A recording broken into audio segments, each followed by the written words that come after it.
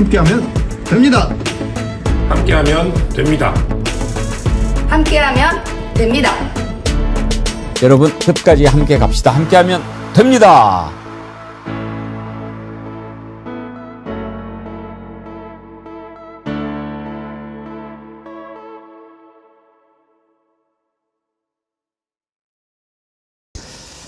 여러분 안녕하십니까, 백운기입니다. 이번 에이펙 정상회의는 단순히 성공을 넘어서 초대박으로 평가할 만합니다.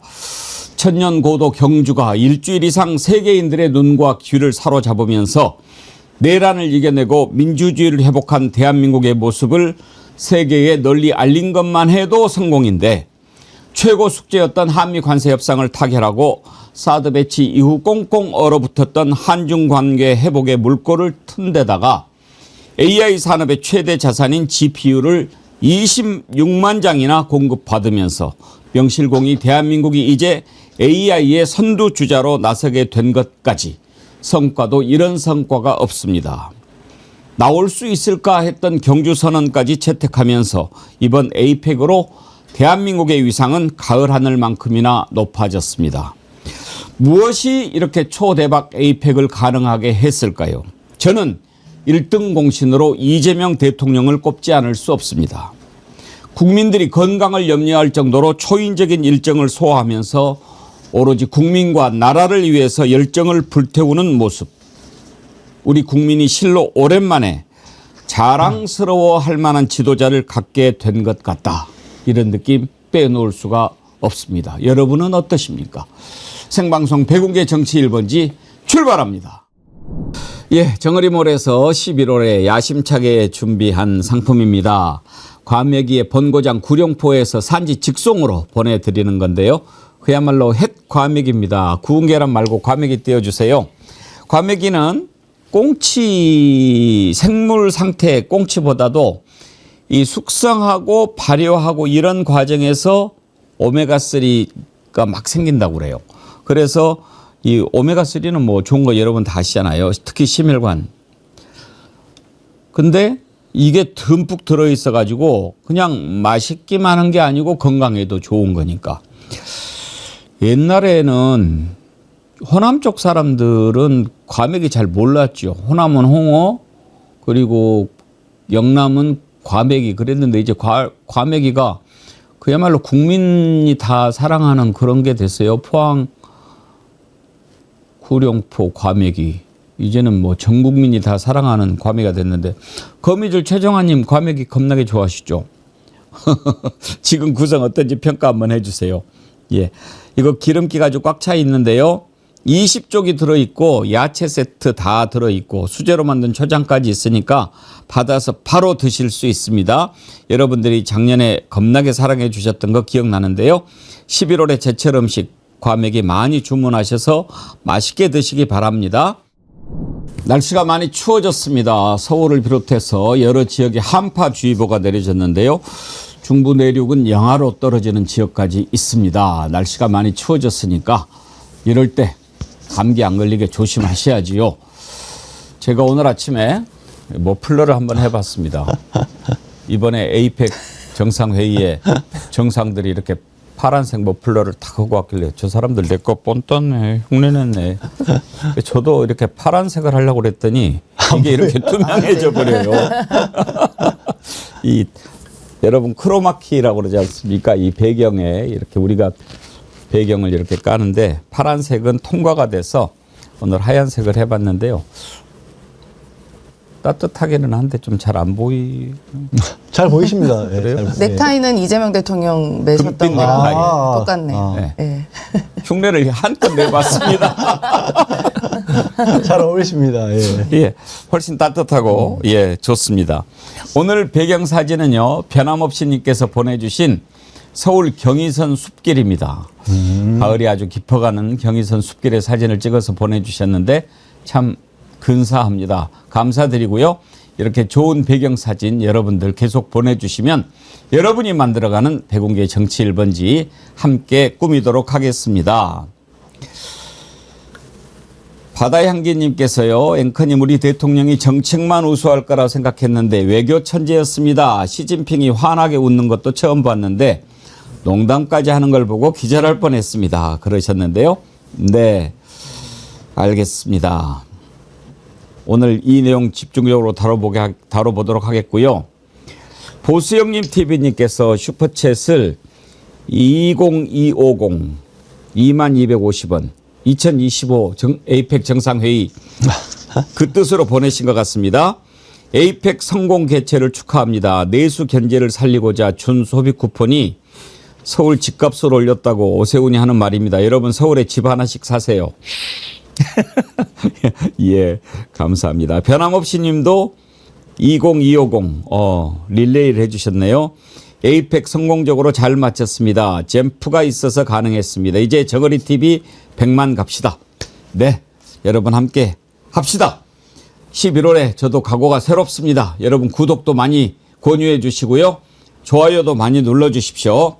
부산이 대인님, 배궁의 앵커가 좋으면 좋아요 누르고 싫으면 말란게요. 그러세요. 예.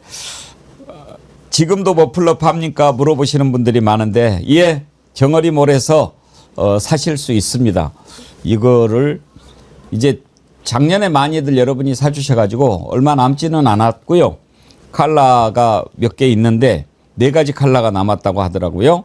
예, 이걸 5,900원에 무료 배송하니까 뭐 혹시라도 좋아하시는 분들은 이번 기회에 날씨도 추워지는데 이 정어리 마크가 있어서 아주 여러분들 좋아하실 겁니다. 오늘 함께 하실 세 분 패널 소개하겠습니다. 최진봉 교수님 어서 오십시오. 네, 안녕하십니까. 예. 양지열 변호사님 반갑습니다. 네, 안녕하세요. 우리 백운기의 정치 1번지 마스코트 임세은 전 청와대 부대변인님 반갑습니다. 네, 안녕하십니까. 네. 먼저 에이펙 정상회의 소식부터 우리가 한번 짚어보도록 하겠습니다. 잘 끝났지요.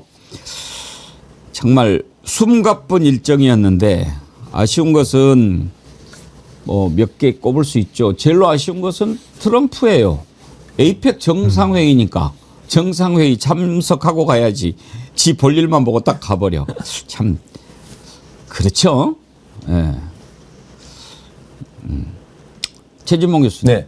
트럼프 뭐라 조금 해야 되는 거 아니에요? 그러니까 트럼프는 그러니까 지금 말씀하신 것처럼 자기 이익 챙기기 급급하잖아요. 지금 자유무역 다 무너뜨리고 자국 이기주의로 하고 뭐 경주선언도 물론 다행히 그게 발표는 됐습니다만 그것도 막판까지 미국 대비 그런 거 아닙니까? 물론 중국과 미국의 충돌이긴 하지만 자유무역은 미국이 계속 주장해 왔던 거예요. 지금까지 트럼프 들어오기 전까지만 해도요. 그리고 예전에는 중국이 도리어 보호무역을 얘기했던 그런 입장이었는데 완전히 바뀌어가지고 뭐 그러니까 더킹 뭐 킹이라고 하는 그런 그 뭐죠 그 비아냥까지 받고 있는 거 아니겠습니까? 이런 전 세계의 가장 뭐 큰 나라라고 얘기하고 본인들이 뭐 그 경제도 제1이라고 얘기하고 주장하고 다니잖아요. 그러면 최소한 전 세계를 그러니까 본인들이 그렇게 경제가 1위가 된 것도 전 세계에 도움이 필요 있어서 그런 거 아니겠어요? 자기들만 어떻게 그렇게 합니까? 수출하고 다 수입하고 이러면서 경제가 성장을 하는 것이고 다른 나라들이 여러 가지로 도움이 있었기 때문에 미국이라는 나라가 저렇게 있는 것인데 지금 하는 행동을 보면요. 너무 자기 맘대로예요. 그리고 관세 협상도 그렇습니다. 무슨 상식적으로 예측 가능한 어떤 협상이 돼야 되는 거 아니겠어요? 우리나라는 다행히 끝까지 버텨가지고 우리가 원하는 대로 일정 부분 받아냈지만 하는 행동을 보면요. 뭐 남을 무시해요. 그냥. 그리고 기분대로 막 하잖아요. 기분파처럼. 그렇게 행동하는 사람이 어떻게 대통령을 합니까? 대통령을 해가지고 그 나라도 그렇지만 전 세계에 미치는 영향이 얼마나 많습니까? 좀 반성하세요. 우리가 기분 좋으니까 트럼프에게는 최준봉 교수님 말로 다 가름하기로 하고 이제 정상회담의 성과들을 하나하나 짚어보도록 하겠습니다.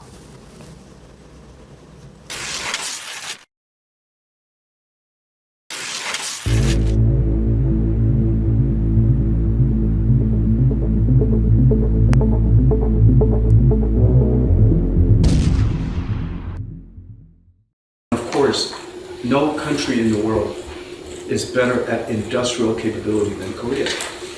And I am so grateful with your backing, with your enthusiasm, with your force behind the AI revolution here in Korea. Korea can be one of the world's major AI hubs. Ever since I landed yesterday, every reporter has been asking me, what am I going to announce? I replied that President Lee will announce it tomorrow, not me. 제가 우리 국민들께 오늘 뭘 발표할 거냐를 젠슨 왕 대표께서 말씀하셨다는데 제가 굳이 생각을 해본다면 젠슨 왕이 대한민국에 인공지능 관련 투자를 시작했다라고 제가 말씀드릴 수 있겠습니다. 정말 큰 거 아닙니까?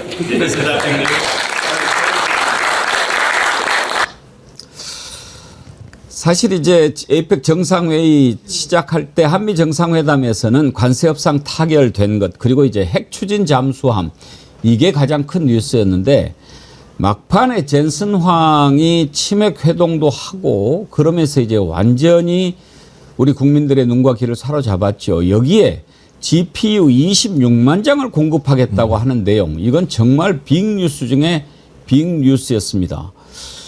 사실 GPU가 뭐냐면 이 그래픽을 만드는 뭐 그런 장치라고 하는데 이따 좀 자세하게 설명을 드릴게요.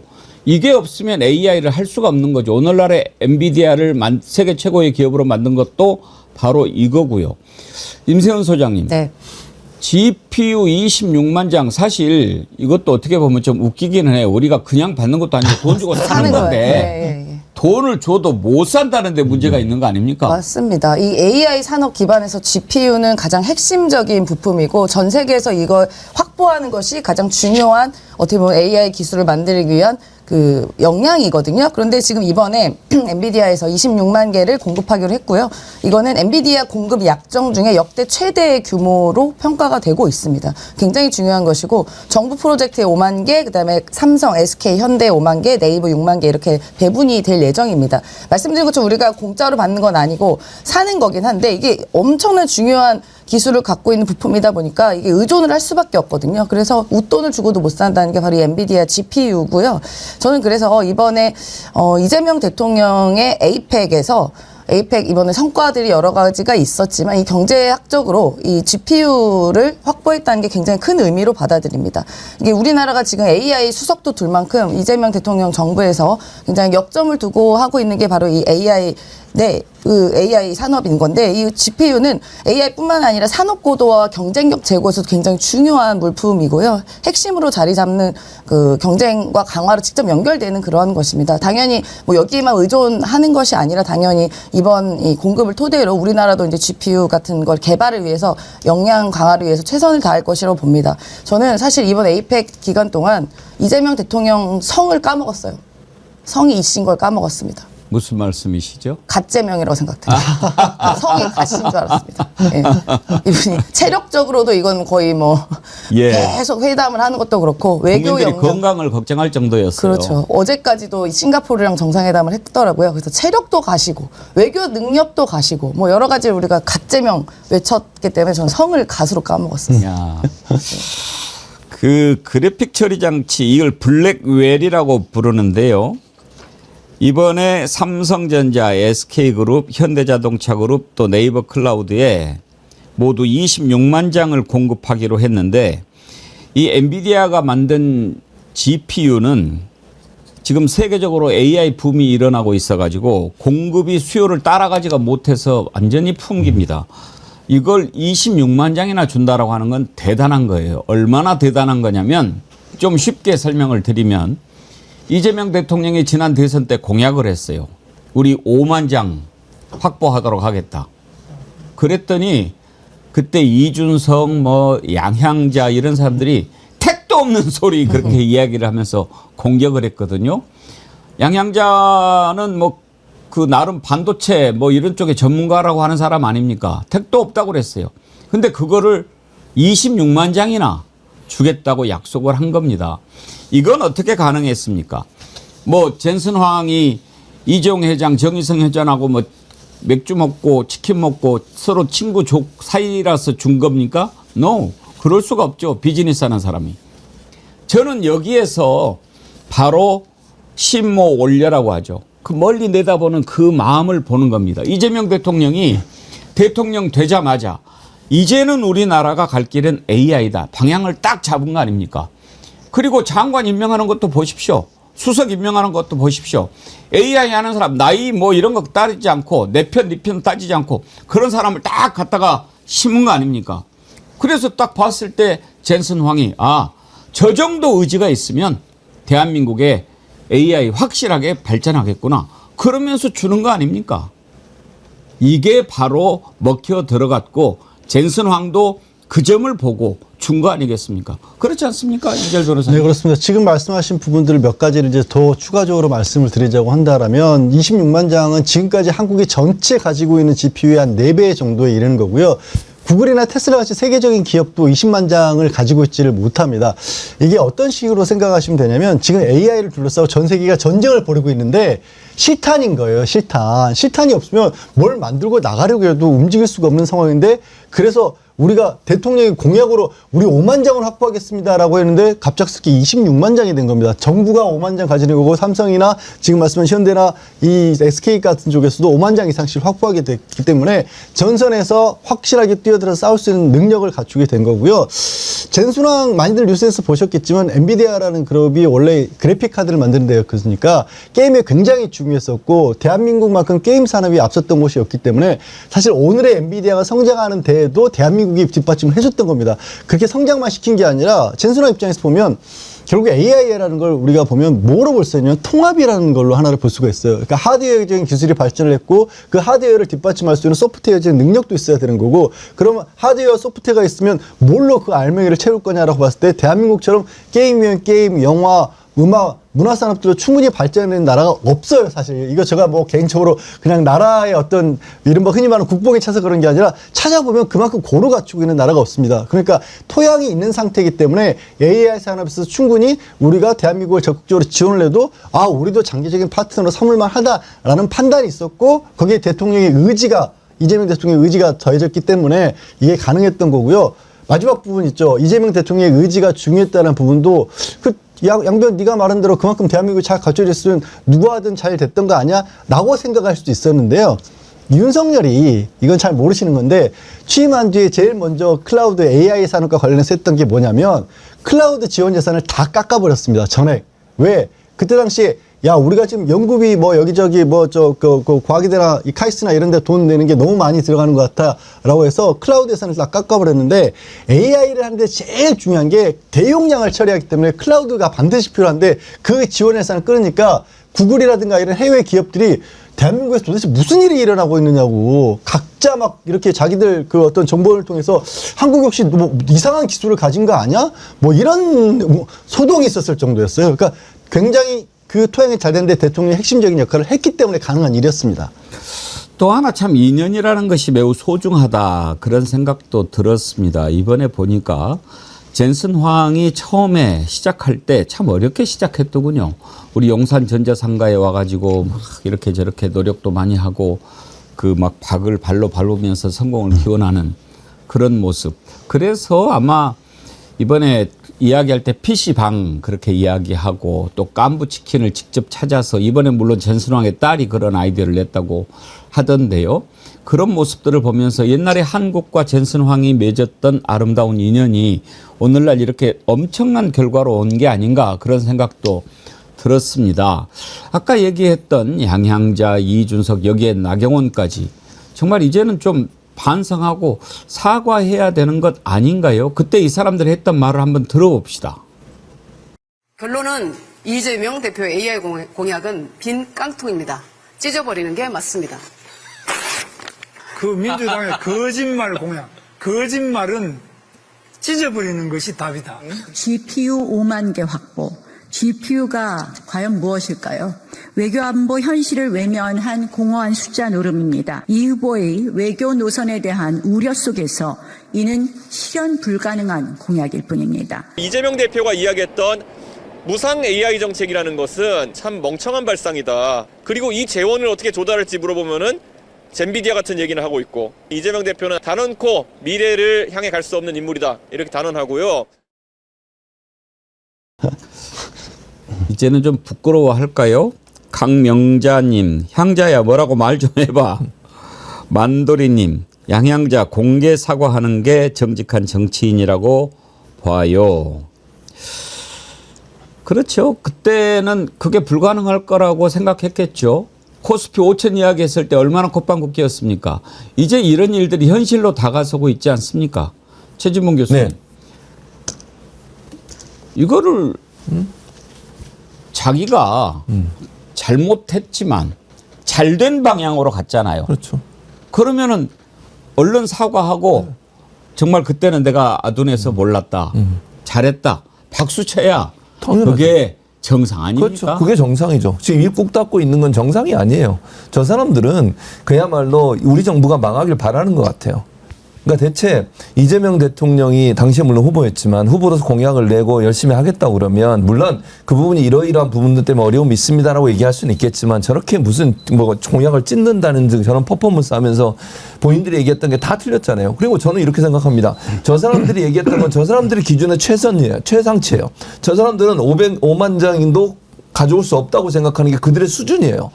이재명 대통령이 그걸 몇 배 뛰어넘어서 지금 성과를 낸 거잖아요. 그러면 진짜 무릎 꿇고 사과하고 정말 이재명 대통령이 일 잘한다고 얘기해야 돼요. 지금 한마디도 안 하고 있잖아요.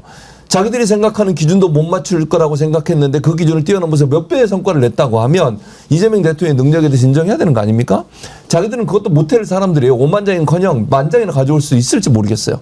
그런데 이재명 대통령이 26만 장을 확보해 왔잖아요. 그러면 거기에 대해서는 여야를 떠나서 나라를 위해서 너무 좋은 일이잖아요. 국민들을 위해서 좋은 일이고 국가 경제 발전을 위해서 좋은 일이고요. 그러면 미안하다고 사과하고 대통령한테 정말 능력 있는 분이시다. 내가 정말 그런 분이 몰랐다. 이렇게 얘기하는 게 정상 아닙니까? 그래야 대체 국민들이 저거라도 용서해 주지. 지금 저렇게 해놓고 한마디도 안 하고 입 꾹 닫고 있지 않습니까? 지금도 어떻게 하면 이재명 정부를 흠집 잡으려고 발목이나 잡고 있고 하는 짓이 왜 그렇습니까 대체? 나라를 위해서 저게 정말 할 수 있는 정치인의 발언이고 태도입니까?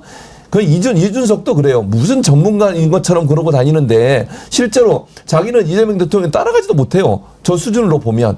저렇게 해가지고 무슨 이재명 대통령 밑에나 따라가나 다니겠습니까 지금? 그런 사람이 뭘 그렇게 잘했다고 얘기하고 다니고 이재명 대통령 공격하는지 모르겠어요. 나경원 의원 마찬가지고요. 정말 자신을 돌아보세요. 자기들이 못하면 대통령이 잘하고 있으면 거기에 대해서 칭찬이나 하고 고맙다고 얘기하지. 지금 하는 짓이 왜 그렇습니까? 이제 에이펙도 성공적으로 끝나고 11월이 멋지게 출발을 해서 그런지 슈퍼챗 보내주시는 분들이 많으시네요. 감사합니다. 김영일님, 이제 가을 추수 끝나서 속이 개안해요. 오메 멋이여 대봉성님 안경 쓰셔버렸네. 지는 쌀방아 찌러 갈라요. 지난주에 쓰시지 않으셨던가요? 지난주도 썼던 것 같은데 네. 뭐 저는 그런 것 같습니다. 예. 왜냐면 제가 이제 자꾸 뭐 물어보시니까 백내장 수술을 하려고 했다가 4군데를 갔는데 마지막 의사 선생님이 안경을 끼면 그래도 시력이 좀 나오니까 조금 이따가 하라고. 그래서 일단 안경 끼고 제가 이제 이 원고 볼 때 잘 안 보여서 그랬는데 예. 그래서 지금은 뭐 안경 끼고 좀 버티고 있습니다. 버티고 있는 거예요? 네네 그렇습니다. 뭐, 때가 되면 또 그러니까요. 하시면 되고. 그렇습니다. 책을 너무 많이 보셔서. 예전에 그랬죠. 네. 요즘 많이 못 보지만 공부. 임선 소장님 책 보세요? 왜 안경 안 써요? 저는 시력이 지금 그러니까 어릴 때부터 지금까지 변동이 없습니다. 오. 1.5예요, 1.5. 이야. 정말요? 네. 이야, 아직도 부럽다. 1.5예요. 네. 이야, 공부를 너무 안 했나? 정말 타고나는 거예요. 지금도 1.5를 이렇게 유지하고 있다는 건 정말 대단한 거예요. 네, 그래서 멀리서 누가 이렇게 가는 것도 다 보여가지고 저한테 딱 걸리는 경우가 많습니다. 거짓말하면 안 돼요. 오. 이 GPU 우리가 정말 공부를 한번 하고 가지요. 그래픽 처리 장치를 GPU라고 하는데요. 부산이대인님이 카페에 GPU는 무엇인가 하고 설명을 쭉 보내주셨는데 아주 여러 가지 설명이 잘 되어 있습니다. 그런데 맨 마지막에 쉽게 비유하자면 이제 CPU가 있고 GPU가 있지 않습니까? CPU는 우리가 많이 들었는데 이 CPU는 복잡한 문제 하나를 푸는 똑똑한 교수님 한 분이라고 한다면 GPU는 단순한 문제 수천 개를 동시에 푸는 수천 명의 초등학생에 비유할 수 있다는 거예요. 그러니까 AI, 자율주행, 빅데이터 분석, 또 과학 시뮬레이션 이런 첨단 기술의 핵심 인프라다. 그러니까 쉽게 말하면 이거 없으면 AI 못하는 거예요. 그렇게 생각하면 되는 거죠. 네, 그렇습니다. 이것도 잠깐 추가적으로 저도 이제 문과 수준에서 설명을 드리자면 예전에 CPU 같은 경우는 뭘 물어보면 그거 어렸을 때 뭐 이진법은 배우셨잖아요. yes or no로 해서 쭉 따라가는 거. 아무리 똑똑하더라도 yes or no를 반복해 가면서 하는 게 CPU의 역할인데 굳이 비교를 하자면 GPU는 여러 명한테 한꺼번에 손들어! 그래가지고 쫙 손들어가지고 이거 훨씬 더 많은 게 yes네? 그럼 yes로 가는 겁니다. 그런 식으로 하기 때문에 이 AI는 일종의 논리 장치인 동시에 확률이거든요. 그러니까 쭉 결론을 기록하는 게 아니라 전체의 확률을 봤었을 때 아, 이쪽이 훨씬 더 많은 쪽이 나오는구나 찾는 거기 때문에 순간적으로 낀 결정에서 훨씬 빨라집니다. 그래서 이 GPU가 없으면 인공지능을 못 하는 건데 그래픽을 하는 데 있어서 필요한 부분이 우리가 선을 다 하나 따라서 저 배경 있는 걸 그릴 수가 없잖아요. 이렇게 쫙 한꺼번에 그리는 능력들을 연산 처리 능력을 가지고 있기 때문에 GPU가 있어야 인공지능으로서 현재로서는 맞아 떨어지는 거고 그게 더 나가면 이제 양자 컴퓨터까지 가는 겁니다. 엔비디아가 GPU를 갖고 있지만 엔비디아도 이 GPU가 잘 쓰이는 것을 원하지 않겠습니까? 그러다가 최고의 투자처를 발견한 거죠. 그게 바로 한국이고 한국의 AI 산업이 이제 앞으로 정말 세계를 주도할 만하다. 미국, 중국 다음으로 우리나라입니다. 그러면서 이번에 젠슨 황이 헌정 영상까지 만들었어요. 헌정, 우리나라에 바치는 거예요. 대한민국은 이제 AI의 초강대국이 될 것입니다. 라는 헌정 영상을 만들어서 공개했습니다. 정말 뭉클하지 않습니까? 한번 보시죠. 저거를요, 우리가 만든 게 아닙니다. 엔비디아가 만들어서 세계에 공개한 겁니다. 우리나라에 바치는 영상으로요. 엔비디아가 만들어가지고. 저게 길이가 꽤 길었죠. 3분 10초짜리 영상인데 뉴스에서 엔비디아 헌정 영상이라고 이제 소개를 하는데 뉴스는 시간이 제약이 있으니까 한 10초, 20초 이렇게 보는데 저 헌정 영상을 우리 정의위원님들에게는 한번 다 풀로 보여드리고 싶다. 그런 생각이 들어서 오늘 여러분께 소개를 해드렸습니다. 여러분도 이렇게 풀 영상으로 다 보신 분 처음 많으시죠? 예, 정말 볼만하지 않습니까? 정말 이번에 지금 뭐 뒷얘기가 많더라고요. 젠슨 황이 이재용 회장하고 정의성 회장하고 만났던 그 깐부치킨은 지금 뭐 완전히 너무 재료가 다 떨어져가지고. 저 어제 갔었어요. 깐부치킨. 용산에 있는 깐부치킨 갔는데 닭이 다 떨어져가지고요. 뭐 떡볶이, 샐러드 같은 거밖에 없더라고요. 네, 그 지점이 아니었는데 불구하고 깐부치킨이 전반적으로 지금 다 난리통입니다. 어제도 어떻게 닭집에 닭이 없어요. 어제 밤에 갔는데. 없을 만도 하죠. 예. 그리고 지금 천마총 보려고 네. 아주 뭐 줄이 그냥 엄청 길게 서 있다고 하고 너무 대단한 김배터리 로켓님 이번 에이펙 회담이나 젠슨 황의 GPU 26만 장 소식을 들으며 윤석열한테 고마움을 느꼈습니다. 윤석열이 불법 개엄 안 하고 지금까지 대통령 하고 있었으면 어찌 됐을까 아찔합니다. 성렬아 고맙다. 하늘이 이재명을 돕고 대한민국을 돕고 우리 국민을 도왔다. 그걸 유식한 말로 천우신조라고 한다. 양향자, 이준석, 김문수 반성 좀 해라. 사과도 하고 그러셨는데 예 정말 안중찬님 일머리를 제대로 알고 앞장서서 끌고 나가는 큰 일꾼을 보유하게 된 대한민국은 무한한 발전을 하게 될 것입니다. 이게 다 국민의 홍복입니다. 참 동의합니다. 예. 기분 좋은 소식들로 가득 찼던 에이펙 정상회담이 잘 끝나서 정말 국민들과 함께 이재명 대통령님 수고 많으셨습니다. 그런 말씀 드리고 싶습니다. 자, GPU 얘기만 할 수는 없고 이제 한중 정상회담 내용도 좀 짚어봐야 되겠습니다. 한국과 중국 간의 관계는 참 이번에 풀지 않았으면 언제까지 가야 되는가 할 정도로 암담했어요. 사드 배치 이후에 지금 한한령, 한국 관련된 문화예술 중국에서 하지 못하게 한 게 지금 벌써 10년이 넘었습니다. 이렇게 돼 있는 상황에서 뭔가를 풀어야 되는데 시진핑이 뭐 풀겠습니까? 근데 이번에는 어쩔 수 없이 오기 싫어도 와야 되는 상황이에요. 이게 이제 하늘이 도운 거 아니겠습니까? 왜? 이 다음 에이펙은 중국이거든요. 그러면 이제 차기 의장국이니까 와야 되는데 물론 그 전에 그렇다고 무조건 뭐 하겠습니까? 이렇게 저렇게 딱 해가지고 했는데 시진핑은 좀처럼 웃지 않습니다. 원래 스타일도 그렇지만 또 중국의 시진핑 국가주석은 스타일, 퍼스널리티도 그렇지만 또 함부로 웃어서는 안 되는 자리라고 하는 생각도 있는 것 같아요. 그래도 이재명 대통령 만나서 많이 웃기도 하고 트럼프는 막 이렇게 막 피하면서 이렇게 만나고 그러던데 특히 이제 선물을 서로 주고받는데 거기에서 참 그 환한 웃음을 보니까 아, 이제 좀 마음이 좀 많이 열리는 것 같구나 그런 생각이 들기는 했습니다. 한중 회담 성과 짚어보도록 하죠.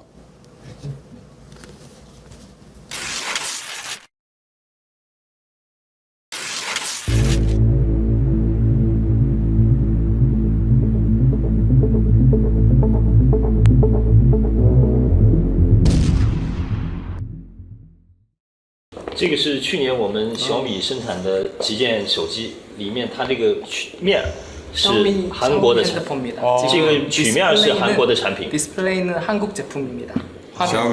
샤오미 这是给您和夫人， 통신보안은 잘 됩니까? 这个通信保安怎么样啊？非常好。你看看有没有后门？ 뒷문 있는 점 확인해 보십시오.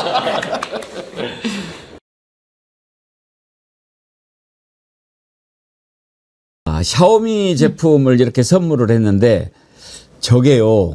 최진봉 교수님. 사실 통신 보안 잘 됩니까? 이거를 시진핑 주석이 유머로 안 받아들였으면 상당히 문제가 될 수도 있는 그런 농담이었어요. 그렇죠. 그럼 정말로 정상 간에 정말 분위기 싸늘해지는 상황이 되는데 저는 이제 일단 중국 측에서도 우리를 배려했다고 보여진 게 뭐냐면 저 아까 이제 대화 중에 그 디스플레이 앞쪽에 그 화면 나오는 거는 한국 제품이라고 하잖아요. 이게 최신 버전이 아니에요, 샤오미가. 왜 그랬냐면 최신 버전은 안 들어가 있는데 그전 버전에 LG께 들어가 있는 거예요. 그걸 일부러 이재명 대통령이 선물했다는 것은 우리나라의 어떤 예우를 갖췄다고 저는 봅니다. 우리나라 제품이 들어간 디스플레이가 들어간 그런 제품으로 일부러 가져왔다는 것도 의미가 있고 지금 말씀하신 것처럼 이재명 대통령이 농담으로 던진 거잖아요. 근데 이게 통역을 거쳐서 가니까 잘못 오해하면 진짜로 이 사람이 우리를 무시하나 이런 생각이 들 수 있는데 그 전에 관계가 좋았기 때문에 저는 그렇게 봅니다. 두 사람이 그 전에 처음에 이재명 대통령이 시진핑을 맞을 때도 그랬고요. 그리고 나서 함께 걸어 들어갈 때도 그랬고 회담하는 과정에 이제 정상회담 전체 회담할 때 그때도 사실은 시진핑과 관계가 좋았어요. 그런 여러 가지 관계들이 신뢰가 쌓여 있기 때문에 이재명 대통령이 이걸 농담으로 던진다는 걸 시진핑도 금방 알아들었다고 저는 생각해요. 그리고 표정도 대단히 중요해요. 말을 할 때는 말만 듣는 것과 표정하고 전혀 다르거든요. 제가 미국 가서 제일 힘들었던 게 전화 통화가 제일 힘들었어요. 처음 가서는. 왜냐면 이게 영어가 이제 완벽하게 안 되면 사실은 표정을 보고 얘기할 때는 훨씬 이해가 쉬워지는데 말로만 하면 대단히 어려워지는데 이재명 대통령이 약간 웃음기를 띠면서 농담으로 던지니까 그걸 시진핑 주석이 받아가지고 다시 또 농담을 던지잖아요. 그리고 저게 사실은 중국과 미국과는 상당히 민감한 사안이었거든요. 저게. 그리고 우리 보수 진영에서도 사실은 중국 제품에 대해서 그런 문제들을 계속 제기해 왔었던 것인데 그걸 저렇게 유머스럽게 잘 풀어내서 분위기를 좋게 만들고 도리어 분위기가 풀어지게 만드는 그런 대화의 기술, 협상의 기술을 갖고 있다는 건 이재명 대통령의 대단한 능력이라고 저는 생각해요. 정치인이 갖고 있는 여러 능력 중에요. 정상이 돼서 또는 지도자가 돼서 다른 협상 대상과의 대화의 기술이 뛰어나다는 건요. 우리에게 너무너무 유리한 상황입니다. 상대방을 내 마음으로, 내가 그 사람의 마음을 얻고 내가 원하는 방향으로 협상을 끌어내는 대단한 능력을 갖고 있다는 점에서 이재명 대통령의 협상 기술이 뛰어나게 드러나는 장면이 아니었나 생각이 듭니다. 사실 황남빵 맛있게 먹었습니다. 얘기할 때부터 지금 또 황남빵도 난리가 났다고 하더라고요. 이거 구하기 혹시 황남빵 드셔보셨어요? 그럼요. 저는 여름에 경주 가가지고 황남빵 먹었습니다. 그게 근데 팥이 엄청 들어가요. 황남빵이 원래 이 황자가 누르황자를 쓰는 거 아닌가요?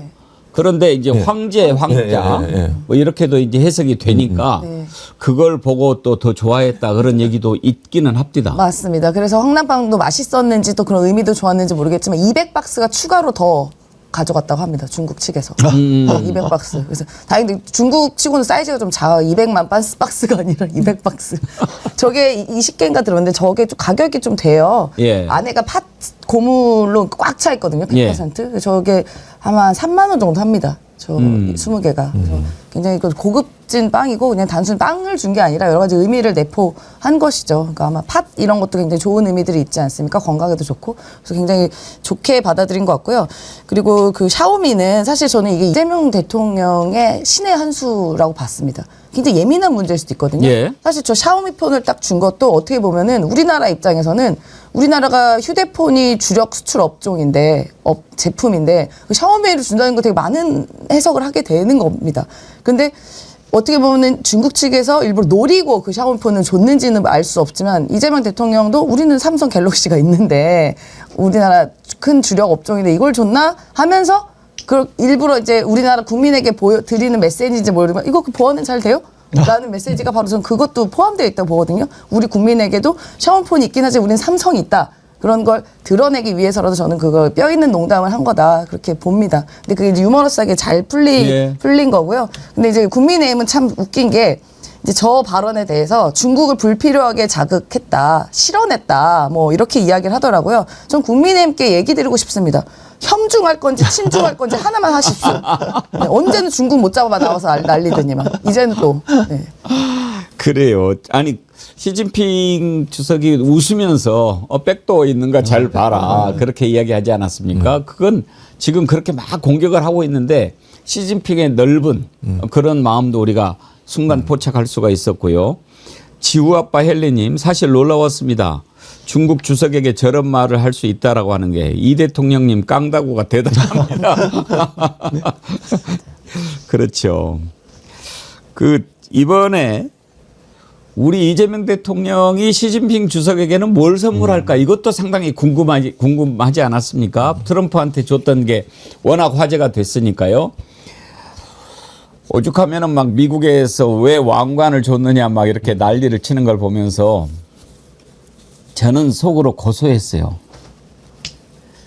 이게 트럼프가 좋아하는 선물을 우리가 줬지만 그 정도로 우리는 뭐 이런 얘기까지는 제가 안 하겠습니다만은 트럼프를 어떻게 생각하는지 우리가 한 방 먹인 거 아닌가 그런 생각도 들고요. 그걸 받고 그렇게 좋아하는 모습이라니.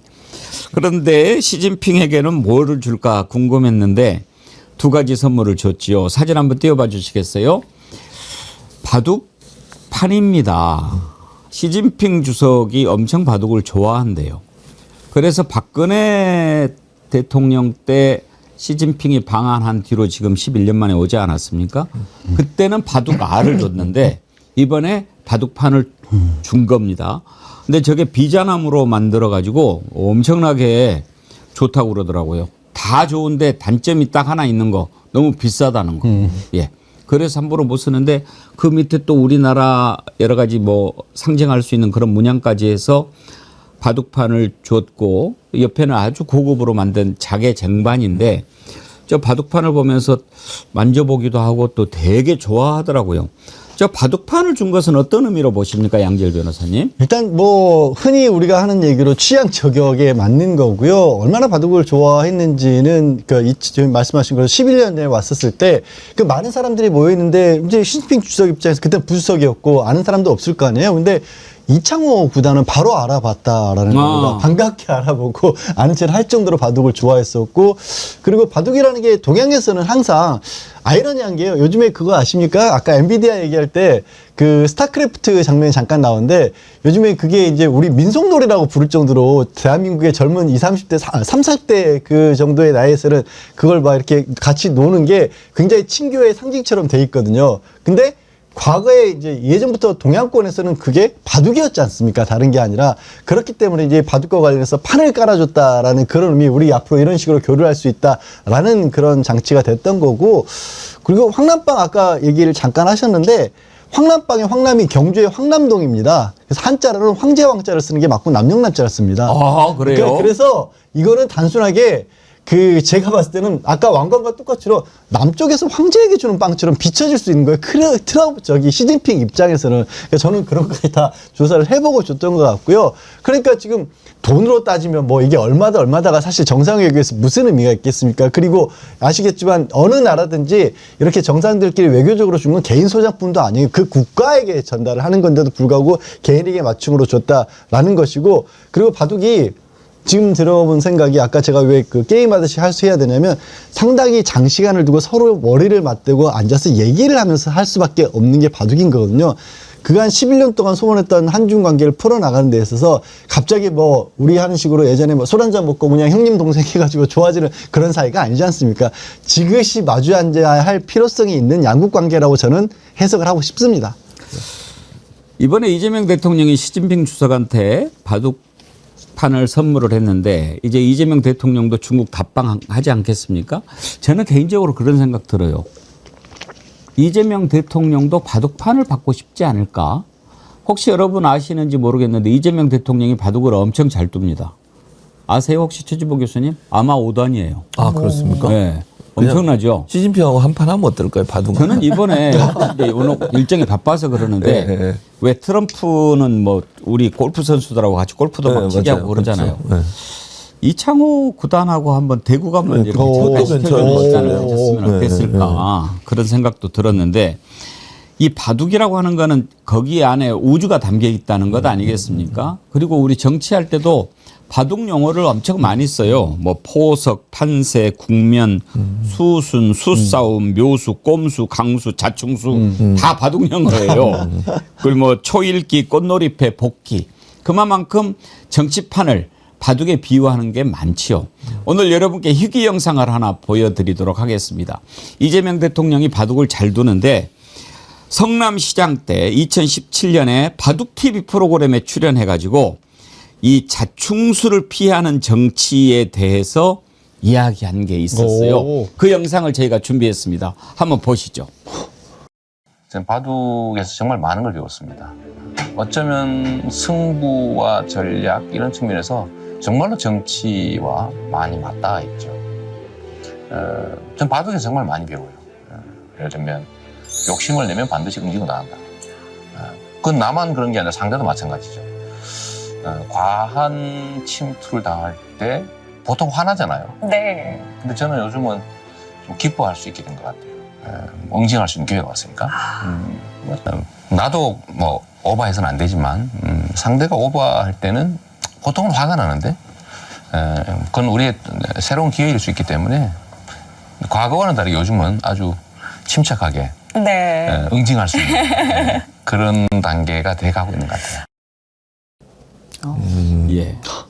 귀한 영상인데 그러니까요. 참 처음 봤어요. 이재명 대통령의 저런 모습 네. 새롭죠. 새롭죠. 아니, 왜냐면 이재명 대통령이 지금까지 이제 사실은 그 전에 경기도지사하고 대표하고 대통령까지 되는 과정에 있어서 그 과정만 우리가 기억하고 있잖아요. 그 전에 이재명이라는 인물에 대해서는 사람들이 잘 모르는데 지금 얘기를 들어보니까 그때 그렇게 침착하게 대응하면서 화를 많이 내지도 않으면서도 차분하게 민주당을 이끌어가고 또 경기도를 이끌어왔고 그리고 대통령까지 되는 과정이 저기서 말씀하신 저 부분이 기반이 됐다고 느껴지게 됐어요. 제가 보면서 아 그래서 저렇게 대응을 했구나. 사실은 민주당 내에서 정말 열심히 투쟁하고 싸우시는 의원들도 많으시지만 대표하실 때도 보면 그렇게 막 화를 많이 내거나 이런 스타일이 아니에요. 그리고 상대방에 대해서 존중하려고 노력하고 가능한 한 협상을 하려고 노력하는 모습들이 바로 저 바둑 인생에서 배워지는 여러 경험들이 결국 그 정치의 완성도를 높여가는 하나의 어떤 계기가 됐구나. 이걸 지금 들으면서 느끼게 됐습니다. 제가. 베르사유의 장마님 슈퍼챗 보내주셨네요. 이재명 보유국이라고 하는 사실이 너무도 행복하고 국뽕이 차오릅니다. 대한민국 국민으로 태어나 산다는 것이 지구인 최고의 축복입니다 하셨는데 베르사유의 장마님 지금 제주 여행 중이시라는데 이렇게 함께 하시면서 슈퍼챗도 보내주시고 감사드립니다. 오늘 제가 정말 기분이 좋습니다. 11월 새로운 각오로 시작했는데 지금 이제 동시 접속이 17,000명 넘어섰잖아요. 한 달 만입니다. 그동안에 이게 10월 달에 국정감사가 있었고 법사위원회가 이렇게 뜨겁고 그러다 보니까 이 시간대가 겹쳐가지고 그전에는 항상 우리가 2만 명 넘게 이렇게 실시간 동접 이루어졌는데 그냥 계속 16,000에 머무르면서 좀 팍팍했거든요. 근데 이제 국정감사도 끝나고 에이펙도 끝나고 이제 우리 다시 정을 의원님들이 많이 돌아오시겠거니 이렇게 기대를 했는데 오늘 17,000명 넘게 이렇게 되니까 기분이 좋으시죠? 좋습니다. 감사드리고요. 이왕 이렇게 다시 돌아오신 김에 좋아요도 꼭 눌러주세요. 오랜만에 제가 말씀드립니다. 좋아요도 많이 눌러주시고 이렇게 함께해 주셔서 감사합니다. 양지열 변호사님은 바둑 좀 하세요? 두세요? 아니요, 저는 그런 걸 별로 안 좋아해서 저는 몸으로 하는 것밖에 안 좋아합니다. 이렇게 그 실리 외교 포석 척도를 놓았다 이런 표현들을 많이 쓰는데 바둑과 관련해서 이재명 대통령의 이런 생각을 우리가 이번 기회에 또 엿보는 것도 매우 재미있는 경험이었습니다. 언제 기회가 되면 중국에 가서 이재명 대통령하고 시진핑 주석하고 바둑한판 둬도 괜찮을 것 같아요. 괜찮을 것 같아요. 네, 하면서 또 이렇게 오랜 시간 대화도 할 수 있고 서로의 수싸움을 하면서 이제 각자 생각하는 걸 표현할 수도 있을 것 같고요. 죄송합니다. 근데 이재명 대통령 바둑까지 잘 두시면 못 하시는 게 별로 없으시네요. 오히려 몸으로 쓰는 거 빼고는 다 잘하시는 거 아닌가 싶습니다. OYS님, 윤석열은 절대 바둑 못 둡니다. 질 것 같으면 판을 엎어버릴 놈이라서. 윤석열은 뭐 거기 가서 대작은 할 수 있겠죠. 술로서는 뭐 모르겠습니다. 술로서는. 제가 비교할 걸 비교해야 되니까 웬만하면 이번 정상회의 보면서 윤석열 얘기 안 하려고 하는데 정말 어떨 뻔했냐.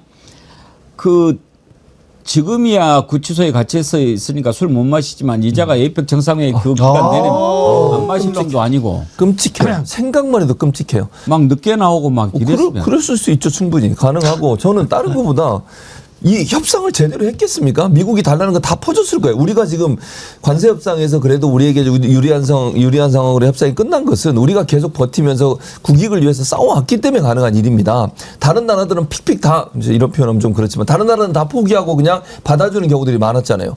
우리나라 아니 트럼프가 뭐라 그랬습니까? 다 칭찬하다가 제일 안 좋은 게 터프한 니고시에이터 때문에 그랬다.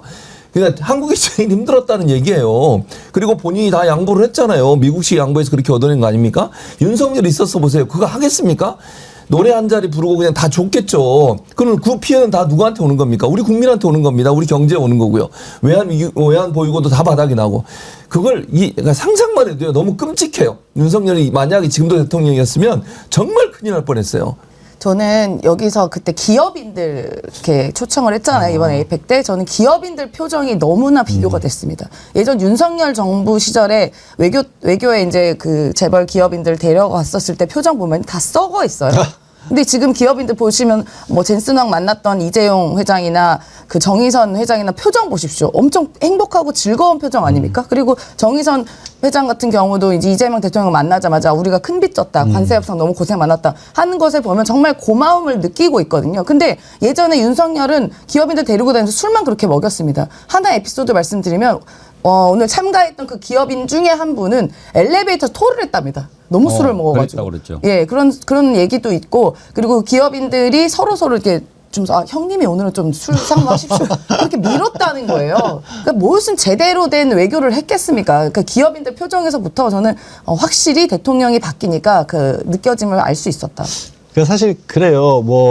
누구라고 콕 집어 말씀은 안 드리겠지만 국민의힘 전 최고위원 한 분은 이 에이펙을 보면서 우리가 이런 정권을 뺏기지 않았으면 저 자리가 우리의 자리가 됐을 때인데 아쉽다라고 말씀을 하셨는데 근데 그 전에 윤석열이 보여줬던 모습이 있잖아요. 했던 그 과정들에 있는 거고 아까 정윤선 회장도 얘기를 하셨지만 저는 기억나는 게 저 부산 가가지고 엑스포 유치한다고 하면서 자기 먹던 떡볶이 이렇게 자기 젓가락으로 줬던 모습이랑 얘기하신 것처럼 왜 남의 나라 미국에 가가지고 영어로 지금 노래를 부르고 있지?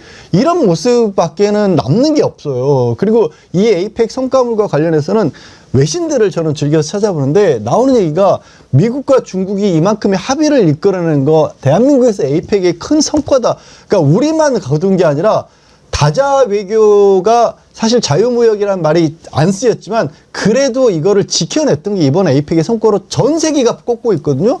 이거는 그냥 저희가 개인적으로 누구를 지지해서가 아니라 명백한 성과인 겁니다. 이걸 어떻게 부인하겠어요?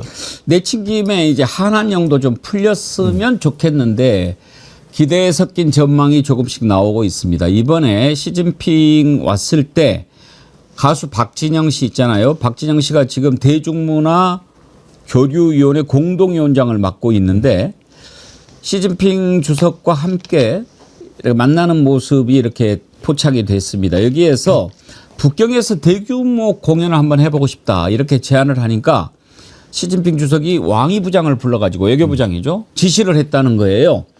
이걸 보고 민주당의 김영배 의원이 시진핑 주석이 박진영 위원장과 얘기를 나누니까 북경에서 대규모 공연 제안에 왕이 외교부장을 불러서 지시를 했다.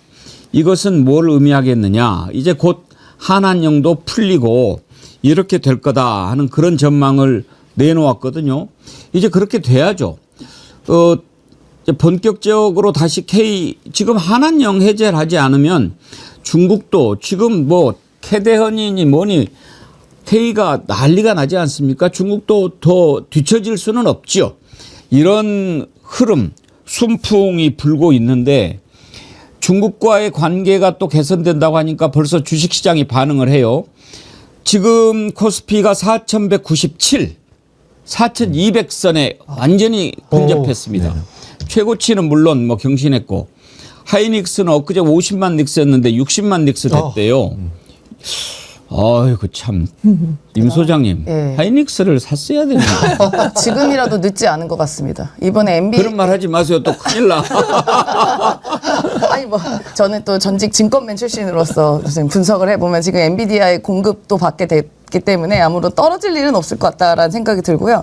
또 주식 안 하시는 분들은 상대적으로 나는 주식도 안 하는데 이렇게 박탈감을 느낄 수도 있으시겠지만 지금 또 의미 있는 게 뭐냐면 국민연금 수익률이 지금 역대 최고치를 달성했습니다.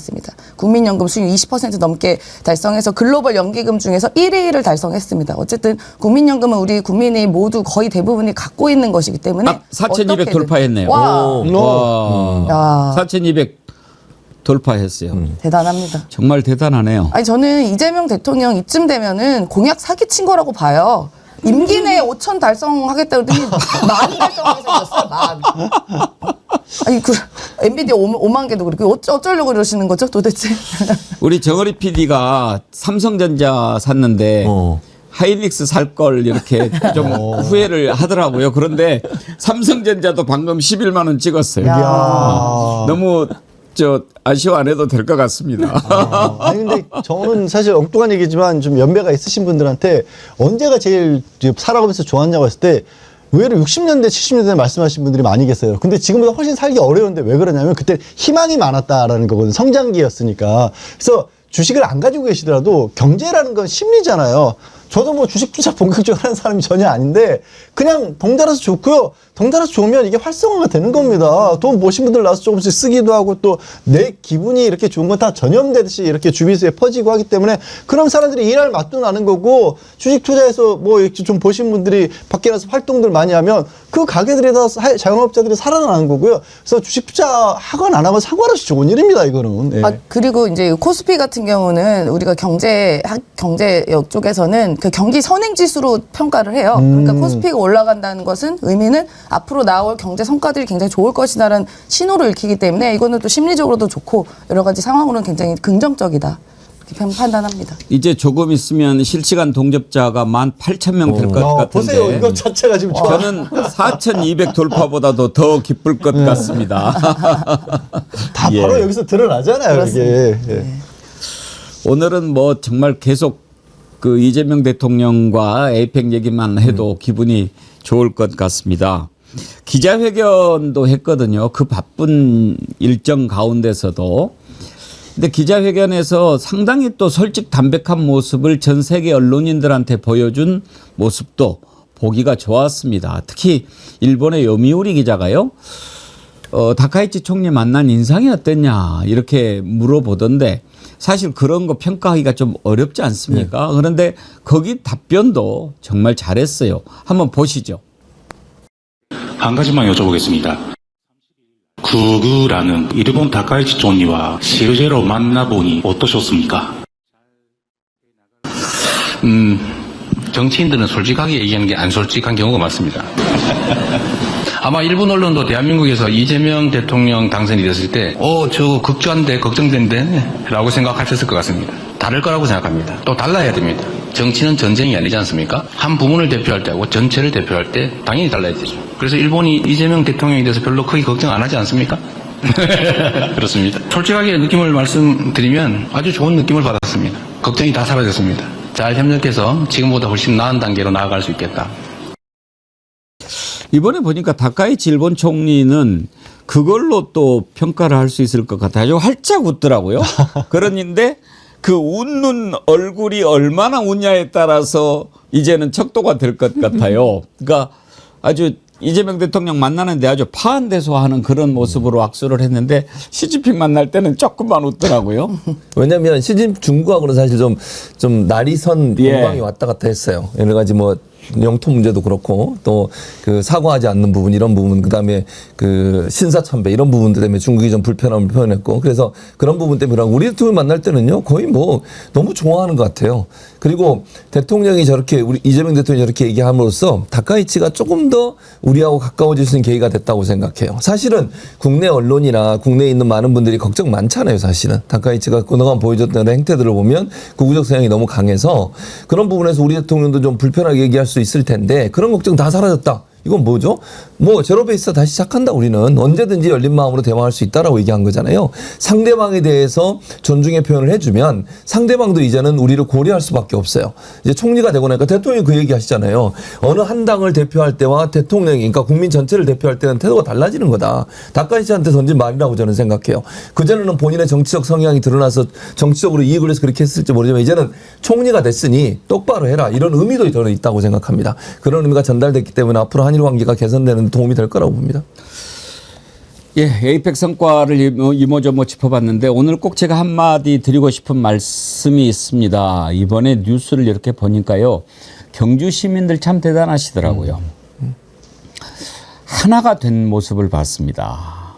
이번에 경주 에이펙 우리 마을에서 열리는데 우리 고장에서 열리는데 정말 모든 세계의 눈과 귀가 쏠려 있는데 제대로 보여주자 하는 마음이 탁 차 있으신 것 같더라고요. 자원봉사들도 엄청 많이 하고 만나는 분마다 표정도 좋고 청소하고 뭐 그러는 모습 보면서 이렇게 밑에서 자발적으로 올라오는 그런 마음이 녹아져서 에이펙 성공의 밑거름이 되지 않았나 그런 생각이 들었어요. 정말 이건 칭찬해도 지나침이 없을 것 같아요. 네, 너무 완벽한 행사였고요. 근데 이게 정말 격세지감인 게 김민석 총리가 이제 컨트롤 타워로서 이번 에이펙을 주도적으로 만들었는데 10번이나 갔다 그러더라고요. 예, 엄청나게 이제 노력을 하셨더라고요. 근데 몇 달 전, 그러니까 7월쯤인가 8월쯤에 에이펙 점검하러 경주 갔을 때 이거 치를 수 있겠냐라고 한 기사가 있습니다. 그러니까 너무 망가져 있고 준비가 제대로 안 돼 있던 거예요. 기억하시면 우리 잼버리 완전 그 학생들 막 더위에 찌들리고 했던 그 기억 있지 않습니까? 그때 거랑 똑같이 그 에이펙도 준비가 되고 있는 상황을 보고 뜨악했다는 겁니다. 그런데 각고의 노력 끝에 또 정부와 많은 지자체의 협력 덕분에 성공적으로 치렀고요. 저는 그 이면에 그 정부 관계자들과 또 그 컨트롤 타워였던 김민석 총리의 역할도 굉장히 많은 공을 들였다, 많은 노력하셨다라고 얘기 드리고 싶습니다. 예. 자, 국내 소식으로 잠깐 짚어보고 일부를 마치도록 하겠습니다. 이번에 대장동 관련해서 재판이 있었죠. 그렇게 해서 유동규, 김만배 다 중형을 선고받고 법정 구속이 됐는데 이거 이러다가 별일 없겠나 우려가 커진 게 사실입니다. 우리가 지난번에 기억하지 않습니까? 김대웅 서울 고검장인가요? 이자가 국민의힘과 짜고 뭐 당장이라도 수사할 수 있는 거 아니요? 그러니까 뭐 이론적으로는 그렇습니다. 이따위 얘기를 했는데 이거 이대로 놔둬서는 안 되죠. 지금 법원도 움직임이 심상치 않고 그래서 안정적으로 국정을 운영할 수 있도록 사실 이건 논란 자체가 있어서는 안 되지요. 왜냐하면 헌법에 분명히 84조에 규정이 돼 있으니까요. 임기 중에는 소출을 받지 아니한다라고 하는 게 재판도 중단돼야 되는 게 당연한데 이걸 미친 척하고 이제 지금 조이대가 만약에 딴짓을 하면 얼마나 나라가 혼란스러워지겠습니까? 그래서 아예 법을 만들어서 재판을 딱 중지하는 이걸 해야 되겠다라는 여론이 매우 높지요. 그래서 이걸 추진하려고 했는데 이제 일부에서는 그건 뭐 이재명 대통령만을 위해서 그러면 법을 만들자는 거냐 이런 얘기가 나와서 일단 속보가 지금 들어왔는데 민주당은 추진하지 않기로 지금 의견을 모았다고 하네요. 여기에 대해서 패널들의 의견 한번 잠깐 들어보도록 하겠습니다.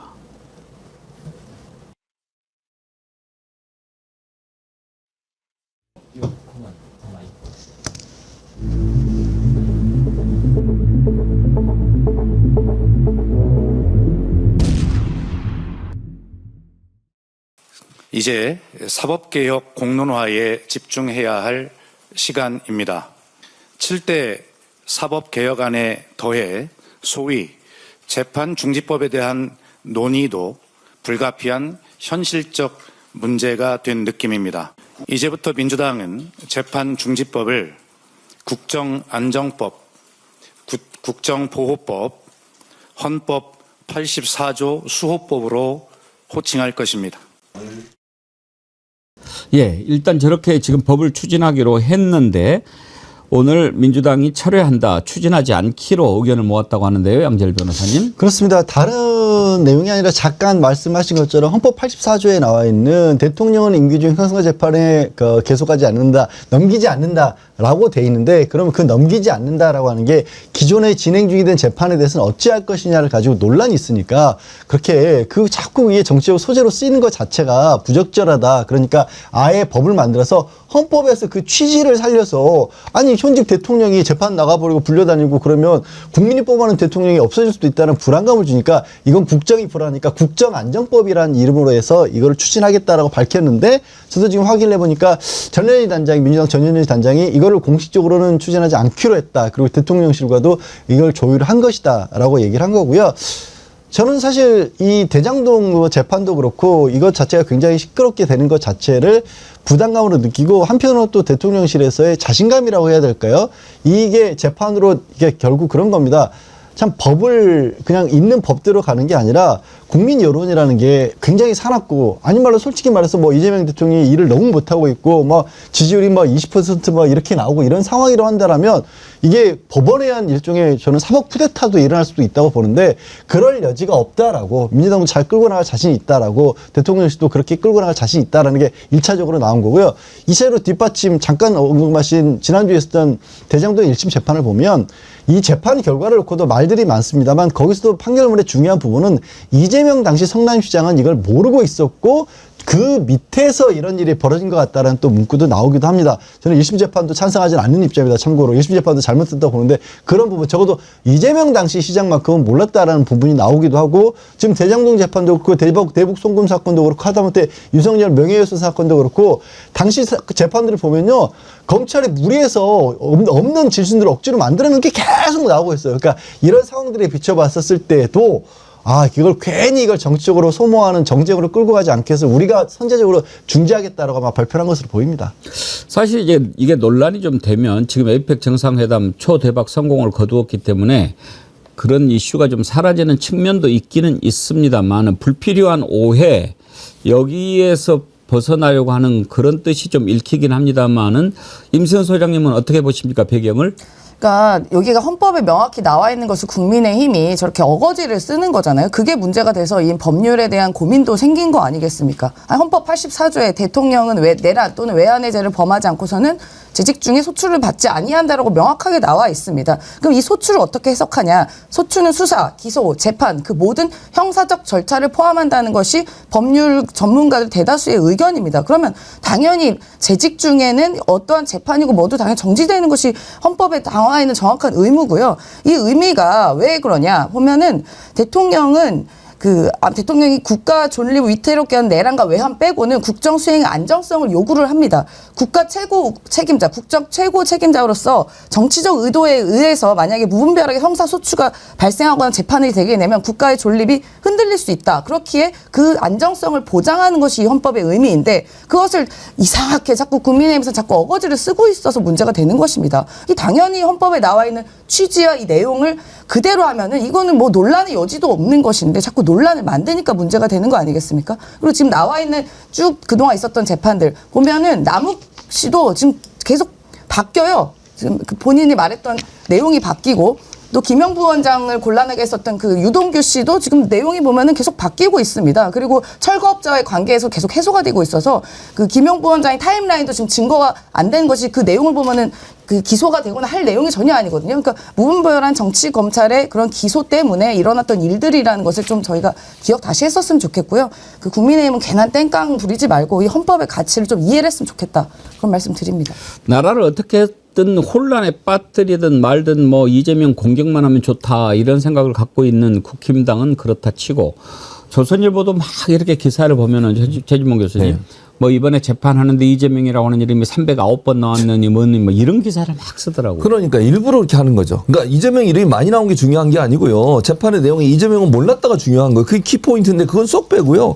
주변 걸 갖고 얘기하는 거예요. 당연히 이재명 당시에 성남시장에 대한 얘기도 나올 거고 증언들이 나올 거고 이러니까 거기에 대한 얘기가 나온 거지. 이재명 대통령이 연관돼 있어 그게 나온 게 아니에요. 그걸 그따위로 쓰면 되겠습니까 기사를? 저는 정말 황당하다는 생각이 들고 이 재판중지법 이제 소위 이제 국정안전법이라고 이름을 바꿔서 지금 얘기하고 있는데 현실적 차원에서 저는 일단 숨고르게 들어갔다고 생각해요. 당장은 당론을 추진하지 않는다는 건 에이펙 정상회담의 성과가 이것 때문에 지지율로 연결되거나 아니면 이런 부분들 좀 방해를 받을 수 있는 부분도 있을 거고 지방선거 앞두고서 여러 가지 이제 상황들을 고려하는 것도 있을 거고 세 번째는 아무래도 이제 자신감 좀 있는 것 같아요. 그러니까 이번에 1심 재판과 대장동 재판 같은 경우도 이재명 대통령과 직접적 연관이 없다는 게 명확해졌기 때문에 또 3억이라는 돈을 유동규가 예전에는 누구야 정진상, 김용에게 전달했다고 하지만 재판부 판단은 자기가 가져갔다는 거 아닙니까? 그럼 어느 정도 재판에도 어느 정도 자신감이 있는 것 같고 이런 상황에서 괜히 이슈화해서 이것이 전체 이 국정 운영에 부담이 되지 않도록 하겠다는 의지가 있다고 봅니다. 다만 저는 이 카드는 계속 살아있는 카드가 돼야 한다고 생각해요. 왜? 국민의힘은 끊임없이 문제를 가지고 이 대통령을 흔들려고 하잖아요. 그런 부분들이 흔들리지 않게 하기 위해서는 명확할 필요는 있다고 생각합니다. 뭐 지금 헌법에도 이미 보장돼 있는 거를 자꾸 이렇게 문제를 삼고 있는 거 아니겠어요? 그리고 그냥 정무적 판단을 해보면 이렇게 국민의힘이 흔드는 것이 도리어 국민의힘한테 마이너스가 된다고 판단도 됐다고 저는 생각해요. 이게 대통령 열심히 일하고 있는데 흔들려고 하는 국민의힘에서 국민들이 지지를 하겠습니까? 저는 아니라고 봐요. 그런 정무적 판단들이 종합적으로 포함이 돼서 이런 결정을 내린 거니까 일단 지금은 당론을 추진 않더라도 이 문제는 계속 살아있는 카드로 갖고 있을 필요는 있다고 저는 생각합니다. 예, 더 이상 이런 얘기가 안 나오게 하는 것도 매우 중요하지요. 하여튼지 징글징글한데 제가 어제 어떤 쇼츠 하나를 봤는데요. 상당히 좀 와닿았어요. 독수리가 까치를 물리치는 방법. 혹시 여러분 보신 건가요? 까치가 독수리 등에 올라타 가지고 계속 목을 이렇게 쪼아대면서 공격을 할 때 독수리가 어떻게 대처하는가? 독수리는 꼼짝도 하지 않고 그냥 까치를 이렇게 태우고 하늘로 올라간답니다. 하늘로 계속 올라간답니다. 왜? 까치가 견딜 수 있는 고도 한계가 있고 독수리는 아주 높은 곳까지 올라가니까 계속해서 독수리가 올라가면 결국은 까치는 자기가 숨을 쉴 수 없을 정도가 되니까 제풀에 나가서 떨어진다는 거죠. 그걸 보면서 아무리 저렇게 못된 짓을 하더라도 우리가 높이 올라가면 아까도 말씀드렸지만 코스피 5천 이야기했을 때 얼마나 콧방귀 끼면서 택도 없는 소리라고 했던 자들입니까? 지금 4,200 넘고 11월에 5천 돌파할 겁니다. 임기 안에 5천 돌파 가능할까 했던 게 몇 달 전입니다. GPU 5만 장 확보하겠다라고 할 때 어디서 사기치고 있냐 이랬던 자들 아닙니까? 26만 장 됐습니다. 그거를 또 나경원 속보 아까 제가 전해드리려다가 여러분 토 나올까 봐 안 전해드렸는데 나경원 여기에 대해서 뭐라고 얘기했는지 아십니까? 뭐라고 그랬나? 그거를 그러니까 민간 차원에서 이뤄낸 거를 마치 정권의 성과처럼 포장해서 흡수에 무민하는 것은 도둑질이다. 그냥 나경원 의원님은 그냥 하시던 대로 드럼통 들어가 계세요. 말씀하지 마시고. 아 진짜. 반성하고 사과해야지요. 예. 성과 이조고 도둑질이다. 정말 왜 저런 걸 빨리빨리 저는 뭐 국정안정법 말고 내란 정당 빨리 해산시키고 국민들 좀 편하게 해주는 게 좋지 않겠나 그런 생각 듭니다. 예, 에이펙에 이어서 재판 안정법, 국정안정법, 네, 국정안정법 이것까지 살펴봤습니다. 오늘 2부에서는요 김규현 변호사, 정구승 변호사 모시고 이제 아까 1부에서 못했던 수사 얘기들을 좀 더 다뤄보도록 하겠습니다. 1부 함께해 주신 최진봉 교수님, 임세은 소장님, 양재열 변호사님 수고하셨습니다. 감사합니다. 고맙습니다. 월요일에 만나는 반가운 두 분, 김규현 변호사님, 정구승 변호사님 오셨습니다. 어서 오세요. 반갑습니다. 반갑습니다. 우리 정구승 변호사님은 아주 멋있는 슈트를 입으셨는데요. 네, 재판에는 부적절하지만 방송엔 적절한 옷을 입고 다니고 있습니다. 재판 때 그런 옷 입으면 뭐라고 그럽니까? 아, 근데 제가 또 어린 대표다 보니까 조금 더 눈총을 받지 않기 위해서 조심하는 편입니다. 뭐 포르쉐에 딱 어울리는 자켓 슈트인데. 골댕 아니에요, 골댕? 네, 벨벳인데 벨벳. 슈트빨 입고. 우리 김기현 변호사님은 저런 옷 없으신가요? 저는 항상 이제 이거밖에 없습니다. 네, 너무 추워져가지고 이제 좀 두꺼운 걸로 바꿔 입어야겠다. 맞습니다. 일부에서 에이펙 얘기를 너무 많이 해가지고 뭐 굳이 안 해도 되겠습니다만 예. 그래도 분위기가 있으니까 김기현 변호사님은 에이펙 이번에 그 가장 기억에 남는 장면 뭘 꼽으시나요? 뭐 그냥 다들 그렇듯이 금관인데요, 저는. 예. 네, 뭐 조마조마한 순간을 꼽는다고 하면은 예. 이제 그 시진핑 만났을 때 예. 샤오미 폰 예. 통신 보안 잘 됩니까? 아슬아슬했죠. 했던 거, 예. 예. 근데 그 시진핑도 잘 받고 그렇죠. 또 이재명 대통령이 뭐 심각하게 물어본 게 아니니까. 그래갖고 그냥 그것만 딱 봤을 때는 처음에는 조마조마하더라고요. 예. 근데 보니까 다 웃고 떠들고 지나가고 하길래 아 이것은 뭔가 비하인드가 있겠다.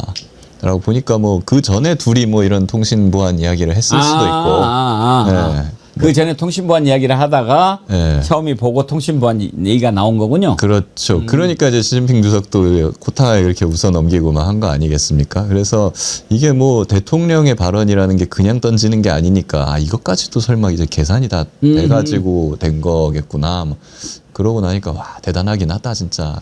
그래서 시진핑이 백도어 얘기가 바로 나온 거라고 봐야 되겠네요. 예. 그래 추정을 하고 있습니다. 네. 우리 정무승 변호사님은 저는 그 핵잠 얘기를 그 면전에서 꺼냈던 얘기 그 장면이 가장 눈에 기억이 나는데요. 특히나 거기서 말씀하실 때 당신께서 이미 허락하셨듯 이라시는 전제를 깔면서 얘기하시는 게 되게 인상 깊었던 게 이미 허락한 부분이 있으니까 빼지 마라라는 식의 그 어떻게 보면 빌드업을 참 잘했다. 예. 그리고 사실은 보수 쪽에서 진짜 많이 얘기하던 핵 쪽 분야고 그리고 안보 분야를 그쪽에서 자랑을 했는데 이 해군의 30년 수건을 한 번에 풀어냈다라는 점에서 정말 인상 깊었습니다. 예, 하여튼 이번 에이펙 정상회의는 성공을 넘어서 초대박이라고 평가해도 인색하지 않을 것 같아요. 그렇습니다. 사실 이제 객관적이라고 뭐 결과를 볼 수 있는 게 주식시장이지 않습니까? 예. 그걸 바로 오늘 보면 4,200 돌파하고 객관적인 반응을 알 수 있습니다. 예, 지지율도 이재명 대통령 오랜만에 또 올랐더라고요. 53%로. 이게 이제 쭉 그 리얼미터의 조사에서는 그동안 빠지다가 다시 오른 것 같은데 예, 아주 훌륭한 성과였습니다. 특검 수사도 살펴보고 그래야 되는데 방금 전에 들어왔던 속보가 민주당이 재판중지법 추진하려고 했는데 하루 만에 사실상 철회를 했다라고 합니다. 그런데 이런 법을 굳이 생각을 해야 될 필요가 있는가? 사실 헌법 84조에 따르면 다수설이 어떻게 됩니까? 김기현 변호사님. 일단 재판도 중지된다가 다수설 아닙니까? 당연합니다. 원래 헌법 책을 제가 보면은 재판이 계속된다라고 보는 책이 하나 있습니다. 하나. 아하. 나머지 거의 모든 책은 중지된답니다. 그렇기 때문에 이건 다수설 수준이 아니고요. 통설. 네, 너무나 당연한 겁니다. 그렇기 때문에 사실 전 재판중지법을 추진한다는 얘기 들었을 때도 좀 굳이? 왜? 네, 이런 생각이 들었거든요. 그래서 이건 뭐 추진을 이제 다시 중단한다라고 했을 때도 뭐 잘한 결정이라고 저는 생각을 해요. 사실 이런 거는 전략적으로 가는 게 좋은 게 굳이 우리가 뭐 당연한 거를 재확인시키는 법을 해가지고 저쪽에서 물어뜯을 어떻게 보면 공격해올 빌미를 주는 것보다는 우리가 먼저 이제 그물을 치는 게 좋거든요. 이렇게 그냥 놔둬서 하고 그러면 가만히 있으면은 저쪽에서 혹시나 재판을 재개해라 하다가 그 법원에서도 이 미끼를 물어버릴 수가 있거든요. 예. 네. 근데 사실 이건 헌법상 헌법에 재판이 중지된다라고 해석되는 게 너무나도 당연하기 때문에 혹시나 그럴 리는 없겠지만 법원의 어떤 판사가 재판을 재개하겠다라는 결정을 하면 그게 헌법 위반이 되는 거예요. 헌법 위반은 곧 탄핵 사유입니다.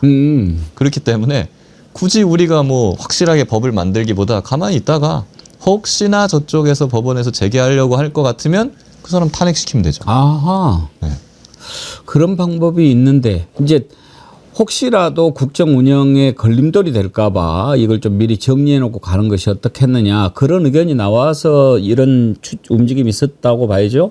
그런데 저는 오히려 이게 비판이나 비난하는 쪽에 빌미가 될 거라고 생각을 해서 저도 이거는 중단하는 건 잘 결정했다고 생각하고 해석의 여지가 있을 때는 사실은 두 가지만 봅니다. 문헌이 어떻게 되어 있는가 그리고 그 법이 어떤 취지로 만들어졌는가를 보면 되는데 헌법에서 문헌이 기소되지 아니한다가 아니라 소추되지 아니한다라고 굳이 규정을 한 이유는 당연히 재판까지 포함한다는 문헌 해석도 당연한 문헌 해석도 가능하고 취지 자체가 대통령이 국정 운영의 그 안정성을 위한 건데 사실 기소돼서 재판을 받는 거나 재판이 계속돼 갖고 국정 운영에 집중을 하지 못하는 거나 똑같은 상황이기 때문에 이건 문헌상으로도 취지상으로도 당연히 재판이 중지된다고 보는 게 통설, 다수설도 아니죠. 모두가 다 그렇게 얘기하는데 극소수설만 반대로 얘기하는 거라 이 부분에 대해서는 걱정할 필요 없이 만약에 재판이 들어온다면 카운터를 날리는 느낌으로 바로 헌법소원이나 아니 위헌법 탄핵을 해야겠구나. 탄핵을 하면서 정지를 시켜야 되는 방식으로 가야죠. 그러면 지난번에 김대웅 서울고검장이 얘기한 발언은 문제가 되는 거 아닙니까? 당연히 문제가 될 수 있는 겁니다. 그것도 지금 현직 고검장으로 있는 자가. 그렇죠.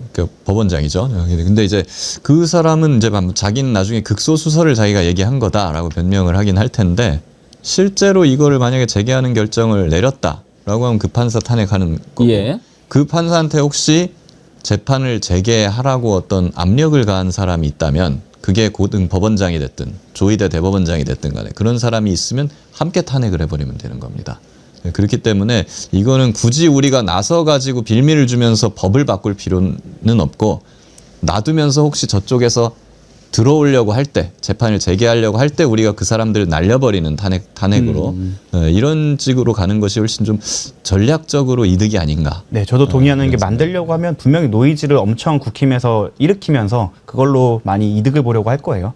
굳이 그럴 필요 없이 들어왔을 때 오히려 카운터를 날림으로써 이게 전략적으로도 우위를 얻고 노이즈도 없이 아니면 헌법재판소 통해서 확실하게 결정이 나버리면 이거에 대해서 주장했던 사람들이 다 이제 바보가 되는 상황이 나올 거거든요. 특히 탄핵이라는 것까지 결정이 된다고 하면 분명히 그렇게 될 거기 때문에 그 부분에 대해서는 지금은 전략적 인내 아니면 전략적 유인이 필요한 시점이라고 생각을 합니다.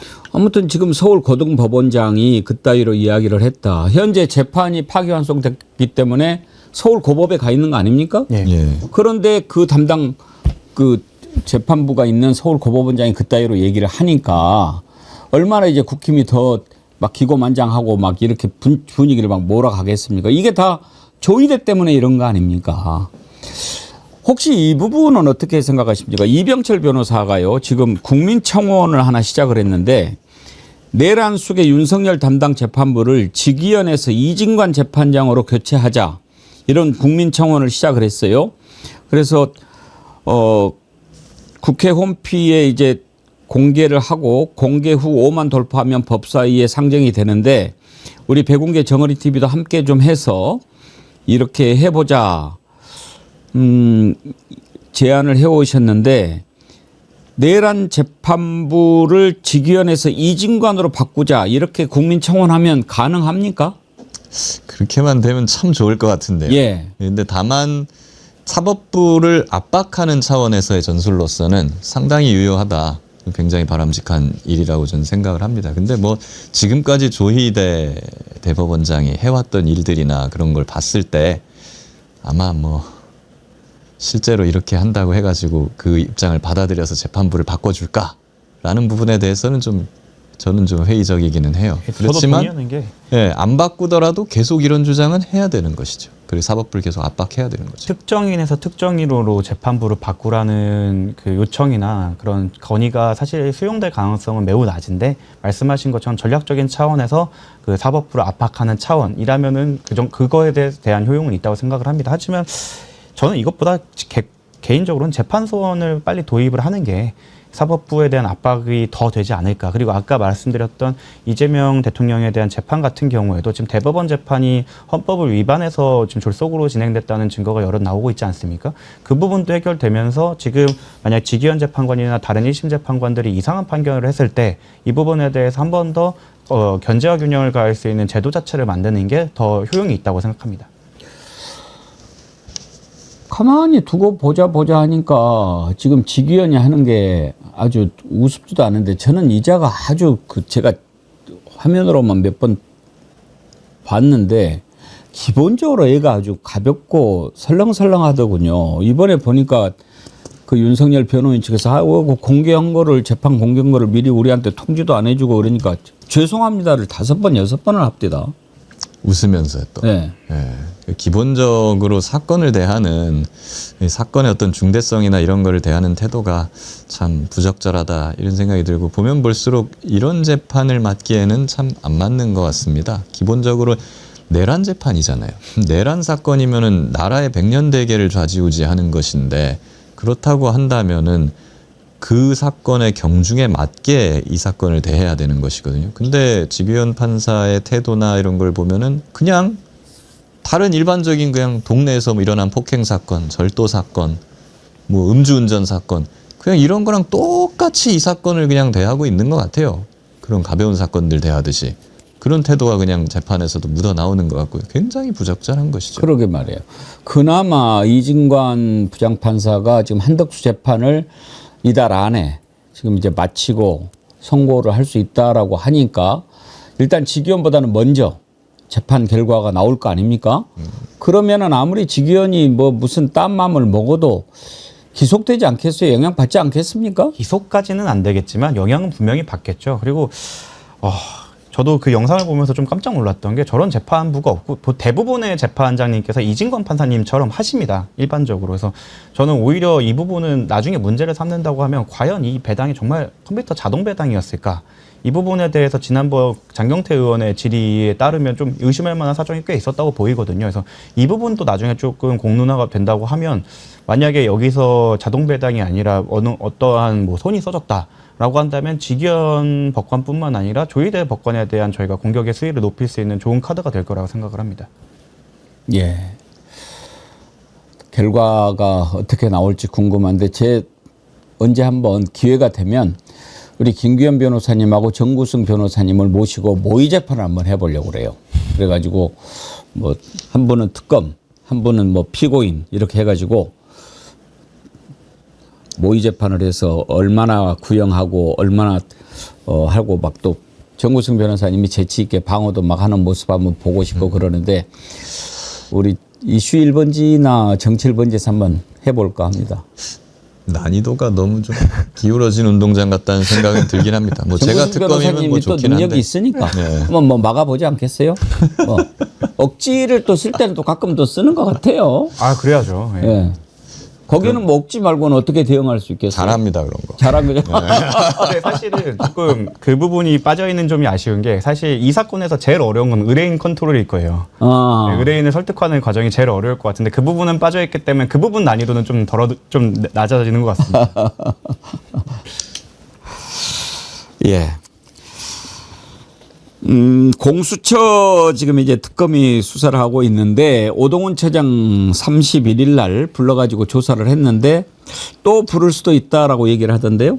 뭘 조사를 했을까요? 진짜 이제 배신감이 듭니다. 이 사건에 대해서는 사실 저는 또 제보자였기 때문에요. 예. 예, 제가 제보를 하고 나서 공수처가 열심히 그래도 해주기를 바랬는데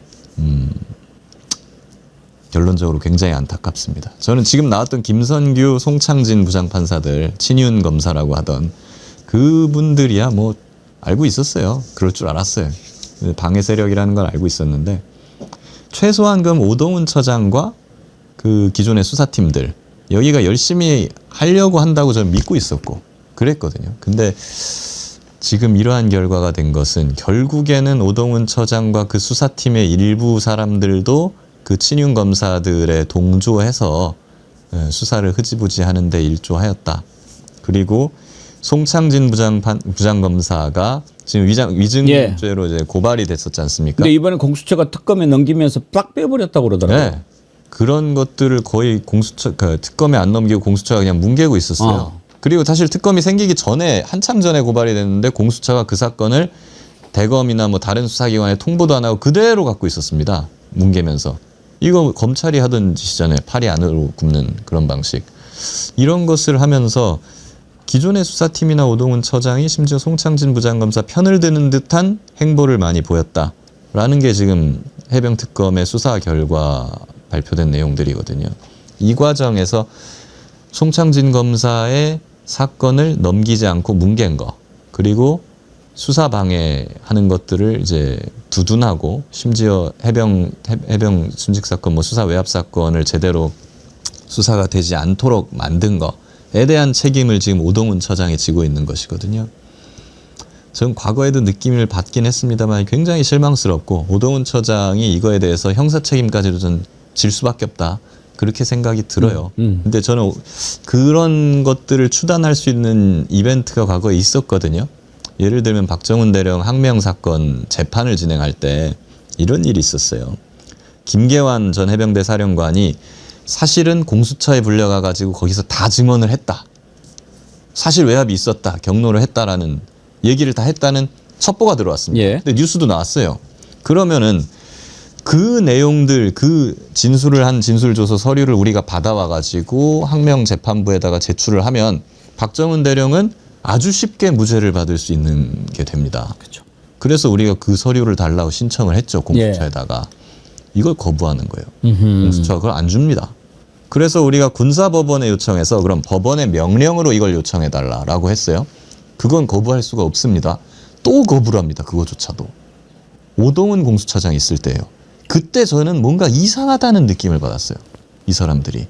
대통령 경로 사실이 외부에 알려지는 거를 원하지 않는구나, 이 사람들이. 그런 느낌을 받았는데 아니나 다를까 이번에 오동훈 처장이 입건되고 조사받는 걸 보면서 한통 속이었고 이런 생각이 듭니다. 그러면은 나중에 오동훈이 뭐 이렇게 윤석열 체포영장 청구해서 발부받고 막 이렇게 하는 과정은 쇼일까요? 아니면 그냥 압박에 밀려서 어쩔 수 없이 한 걸까요? 저는 후자라고 생각을 합니다. 어차피 해야 되는 일이었고 사실 그것 때문에 오히려 수사권 여부 때문에 나중에 문제가 될 수 있는 것도 생겼고 사실 체포가 나중에 성공하긴 했지만 사실 1차 때 전 돌아간 것도 이해가 되지 않았거든요. 그러니까 이거는 여론의 압박 때문에 어쩔 수 없이 이제 대놓고 자기의 직무가 되어버리기 때문에 이건 묻거나 유기할 수 없는 상황이라서 진행을 한 부분이 있고 거기에 대해서도 면밀한 법리 검토가 있었는지에 대해서도 의문이다. 그리고 실제로 체포를 한 다음에 수사가 제대로 이루어지지도 않았어요. 그래서 그런 거 보면서 저희는 무능이 문제라고 생각했는데 작심도 들어가 있었다고 볼 수 있는 거고 저희가 그 같이 이제 박정훈 대령님 변호인단을 하면서 정말 어느 정도까지 요청을 했냐면 법원에 공수처를 압색해 주세요. 라는 신청까지 넣을 정도인데 법원 입장에서 너무 부담스럽기 때문에 공수처에 수차례 그 요청을 했었거든요. 그럴 때마다 공수처 개별 인원들을 저희가 뭐 그 청문회든 이런 데 만날 때는 보내시면 저희가 보내드리겠다 이런 식으로까지 얘기해서 저희는 진짜 끝까지 믿고 있었어요. 박정훈 대령님이 무죄인 건 당연하고 믿고 있었지만 이거를 재판부 입장에서 입증할 수 있는 내용들이 더 있었다면 저희가 그렇게까지 막 정말 손을 떨면서 기다리진 않았을 텐데 그래서 저희는 공수처에 대해 배신감은 정말 2배가 큰 상황이고 그리고 공수처 출신의 분들한테 좀 들은 첩보로는 지난번 그 특검의 압수수색 때 정말 좀 입증할 만한 많은 그 자료가 있었다고 하더라고요. 특히 이러한 상황에서는 자기가 여기 개입되어 있지 않다는 거를 남기는 게 굉장히 중요해요. 특히나 이게 내가 원해서 하지 않는 분들 같은 경우에는. 그런 분들이 꽤나 구체적으로 시간에 맞게 그 업무 수첩 등을 작성을 해놓은 게 있다고 하더라고요. 그래서 그게 이미 확보가 되었기 때문에 그 진상이 밝혀지는 건 오래 걸릴 것 같지는 않습니다. 말 들어보니까 오동훈 이자 정말 용서할 수 없는 자인 것 같은데 지금 특검이 그러면 오동훈을 제대로 수사를 해서 정리를 해야 될 거 아닙니까? 그런 의지가 보입니까? 이번에 일단은 공수처장이잖아요. 예. 그러니까 기관장인데 그 사람을 그냥 피의자로 입건해서 소환을 한다는 것은 특검으로서도 상당히 부담스러운 일일 수밖에 없었을 거예요. 그럼에도 불구하고 이런 걸 했다는 것은 이제 주사위가 던져졌다는 거죠. 예, 돌아올 수 없는 강을 건넌 거니까 철저하게 이제는 할 수밖에 없다. 그렇죠. 이 형 칼 뽑아 든 거 제대로 해서 정말로 그러면 지금 직권 남용이 됩니까? 직권남용과 직무유기 아마 이렇게 2개가 문제가 될 걸로 저는 보여집니다. 바로 뭐 저기 구속영장도 청구할 수 있을까요? 경우에 따라서는 뭐 할 수도 있겠다는 생각이 드는데 일단은 김선규나 송창진 부장검사에 대해서 아마 먼저 처리가 될 것이니까 그것을 한번 지켜봐야 될 것 같다는 생각은 듭니다. 근데 이제 해병특검 같은 경우에는 시간이 얼마 없어요. 그렇죠. 다른 2개는 12월 말까지인데 해병특검은 11월 하순까지거든요. 연장을 해도 연장을 해도? 법적으로 최대한 했을 예. 때 11월 이번 달 말이 한계입니다. 끝입니다. 그래가지고 이제 한 달도 지금 채 남지 않은 상황이어서 빨리 결론이 날 것으로 저는 생각을 하고 있고요. 이번에 최병 순직 외압은 이제 어차피 윤석열이가 한 거라는 건 다 드러났으니까 뭐 아무리 윤석열이 보태도 어쩔 수 없을 건데 바로 그 핵심이 오동원을 위주로 정점으로 한 공수처 세력들이었다라고 하는 것만 밝혀도 그건 최병 특검이 성공한 수사라고 봐야 되지 않겠습니까? 예, 저는 그렇다는 생각이 들고 이제 막바지니까는 다시 한번 연장을 한번 고민해 볼 때가 되었다. 예. 저는 생각이 드는 게 지금 김장환 목사에 대해서 기일이 막 해병 특검이 그 수사를 종료하는 그 이후에 막 기일이 잡히고 그래요. 그러면 안 되는 거죠. 될 수가 없는 거라 이런 부분이라든가 공수처에 대한 수사 이런 것들을 고려해 가지고 최소한 한 달이나 두 달 정도 아니면 최소한은 내란이나 김건희 특검 정도의 수사 기한 정도까지라도 연장을 특별히 한번 시켜주는 방안을 국회에서 한번 고려할 때가 되지 않았나 그런 생각도 듭니다. 예. 특검이 도입된 이유 자체가 기존의 수사기관에서 수사를 못했던 혐의를 밝히기 위한 것도 있지만 왜 기존의 수사기관에서 수사를 하지 않거나 못했는지를 밝히는 게 중요하다고 생각하는데 사실 새 특검 중에 유일하게 기존의 수사기관에 대한 수사로 나아간 건 최혜병 특검입니다. 그런 걸 생각을 하면 성과가 있었다고 생각을 하고 말씀하신 것처럼 지금 김장한 목사뿐만 아니라 이종섭에 대한 구속영장이 기각되면서 사실 저는 대통령 윤석열에 대해서는 치고 올라갈 명분이나 이제 증거가 확보됐지만 대통령실 인사에 대해서는 수사를 아직 못 나가고 있다고 생각을 해요. 물론 노력은 하시겠지만 그런 부분이 있다고 생각을 하면 말씀하신 대로 한 달에서 두 달 정도 연장이 되면 그 부분까지 마지막 마무리를 좀 할 수 있게 국회 차원에서 연장이 된다면 더욱 더 큰 성과를 낼 수 있지 않을까라는 생각을 합니다. 그나저나 공수처가 저런 공수처를 그냥 놔둬야 되는가 이제 이런 말이 막 나오거든요. 어떠세요, 김경민 변호사님? 공수처 필요할까요? 예, 이런 공수처라면 필요가 없죠. 예. 다만 이제 지금까지 우리가 공수처를 너무 편애했던 것은 사실인 것 같아요. 그렇죠. 예, 어려운 상황에서 문재인 정부 때 만들어서 그렇죠. 그런 것들이 있었기 때문에 그러니까 어떻게 보면 내 자식처럼 이렇게 하고 이렇게 했는데 근데 지금까지 공수처가 성과는 없고 오히려 지금 국민의 기대를 배신하고 최해병 사건을 뭉개려고 한 정황까지 나타난 마당에는 이대로 놔둘 수는 없을 것 같습니다. 일단은 처장이야 최소한 간부들이나 검사들 태반은 사퇴를 하고 그리고 인적 쇄신을 저는 해야 한다고 생각을 하고요. 근데 다만 공수처를 그냥 아예 폐지시켜버리는 것은 맞느냐? 라고 보면 전 그거는 맞지 않다고 생각을 해요. 왜냐하면 공수처라는 것은 원래 판사랑 검사들이 제대로 된 수사와 재판을 받지 않으니 그런 걸 견제하기 위해서 만든 거란 말입니다. 그런 관점에서 볼 때 공수처는 그 존재만으로도 판사나 검사들한테 기존의 판사나 검사들한테 어떤 견제나 감시 이런 심리적 효과를 주는 면이 있습니다. 그래서 공수처를 일단은 좀 살려는 노퇴 저는 좀 수사 대상이라든가 그 권한이라든가 이런 부분을 대대적으로 좀 개편을 해야 한다는 생각이 들고요. 어떤 방향으로 해야 되는가?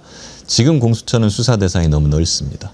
정치인부터 무슨 뭐 자치단체장부터 판사, 검사, 경찰까지 아주 막 망라되어 있는데 이게 문제가 수사 대상이 모두를 수사할 수 있다 보니까 아무도 수사를 못하는 그런 문제가 발생을 합니다. 그래서 원래 공수처의 설립 목적, 설립 배경은 판사, 검사 수사를 하는 기관이었습니다. 그렇기 때문에 거기에 더 전문화, 집중화를 해야 된다. 이게 정치인도 수사를 할 수 있고 판사, 검사도 수사를 할 수 있게 해놓으면 정치인 수사만 자꾸 하려고 하지 판사, 검사 수사를 잘 하려고 안 합니다. 왜? 난이도가 훨씬 높은데 빛은 못 보거든요.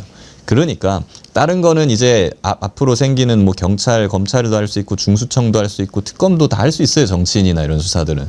빼고 그냥 판사, 검사, 고위경찰관 여기에만 집중을 하는 판검사 수사처 이런 걸로 좀 다시 태어나는 것이 경찰도 포함, 고위 경찰도 포함되니까 수수처 해야 되겠네.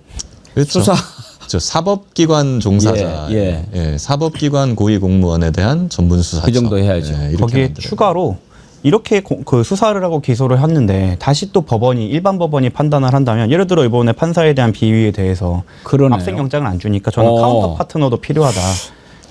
그러니까 뭐 사정기관, 사법기관 수사처뿐만 아니라 사법기관 재판소나 전담재판부를 만들어서 이 부분에 대해서는 판사에 대한 수사나 기소가 이루어졌을 때 별도로 판단하는 판단처, 카운터 판단처까지 하는 개혁안이 같이 올라가면 더 좋지 않을까 생각이 들고, 대신 이런 모든 공수처의 변경의 기본 전제는 인적 쇄신. 인적 쇄신은 무조건 된 채로 진행이 돼야 되고, 거기에 대해 인력이나 이런 것도 좀 강화를 해서 더 이상 뭐 인력이 없네, 부족하네라는 말이 안 나오도록 그 수사 범위도 줄이고 대신 인력이나 그 뭐 기관의 힘 이런 것들은 강화를 해야 됩니다. 왜냐하면 그러면서도 견제안이 좀 필요하다고 생각하는 게, 지금 저희가 계속 말씀드리는 게 수사와 기소 분리를 말을 하는데, 사실 공수처는 수사와 기소를 동시에 할 수 있는 기관이기도 해요. 그래서 이 부분에 대해서는 뭐 공수처의 비위 이런 부분에 대해서도 계속 쳐다볼 수 있고, 대통령이 여기에 개입할 수 없게 이제 좀 제도적 장치를 좀 마련해 둘 필요까지 있다고 생각합니다. 예. 참 우리 김기현 변호사님 그동안에 윤석열 정권 하에서 고소 고발 엄청나게 많이 당하셨잖아요. 예. 전부 몇 건 당했었어요? 사실은 주요 사건 한 4개 정도인데요. 근데 이번에 다 무혐의 종결됐죠. 예. 그러면 정말 축하드릴 일인데, 그거를 그냥 종결로 기뻐할 일로 끝날 게 아니고 그놈들 무고로 고소해야 되는 거 아닙니까? 맞습니다. 그래서 사실 준비를 좀 하고 있고요. 잘하셨네. 예. 이게 사실 어떻게 보면 너무나도 당연한 결정인데, 예. 이 당연한 결정을 받아내려고 지금 수없이 경찰서를 들락거리고 또 자료를 제출하고, 그 심지어 압수수색까지 당했던 하고 이런 것들을 겪었습니다. 이런 과정을 돌이켜 보면 이건 그냥 넘어가서는 안 되겠다. 안 되죠. 하는 생각이 저도 들어서, 안 그래도 저를 고소고발한 사람들에 대한 무고 역고소를 지금 준비하고 있고, 나중에 이 부분에 대해서는 손해배상 청구까지도 끝까지 추적해서 받아낼 생각입니다. 그래야죠. 대표적으로 뭐 사건들이 4개가 있는데요. 그 멋쟁 해병 단톡방 그 멤버들이 저를 명예훼손 이런 걸로 고소한 게 있었고, 국민의힘 뭐 주진우, 장동혁, 송석준, 유상범 막 이런 의원, 법사위 의원들이 저를 고소한 게 있었고, 그리고 또 뭐가 있었나? 명태균 사건에서 또 극우 단체가 저를 고소한 게 있었는데, 뭐 크게 이렇게 있습니다만은 참 한번 당해보니까, 저는 이제 검사도 해봤고 변호사도 해보면서 이걸 좀 버틸 수 있었는데, 일반인이었다면 이런 거를 참 당했을 때 그냥 무너졌을 수도 있겠구나. 무너지고 그냥 사라지고 입을 틀어막고 그냥 저들이 원하는 대로 조용히 사는 그런 결과가 나왔을 수도 있겠구나 하는 별 생각이 참 듭니다. 예. 혼자 버티기 힘들 것 같아서 이제 변호인 역할을 사실상 뭐 김기현 변호사가 셀프로 많이 했지만, 저희가 행정적인 업무나 이런 서포트를 해주기에 제가 이제 변호인으로 들어가서 했는데, 와, 제가 보는데도 되게 고통스럽더라고요.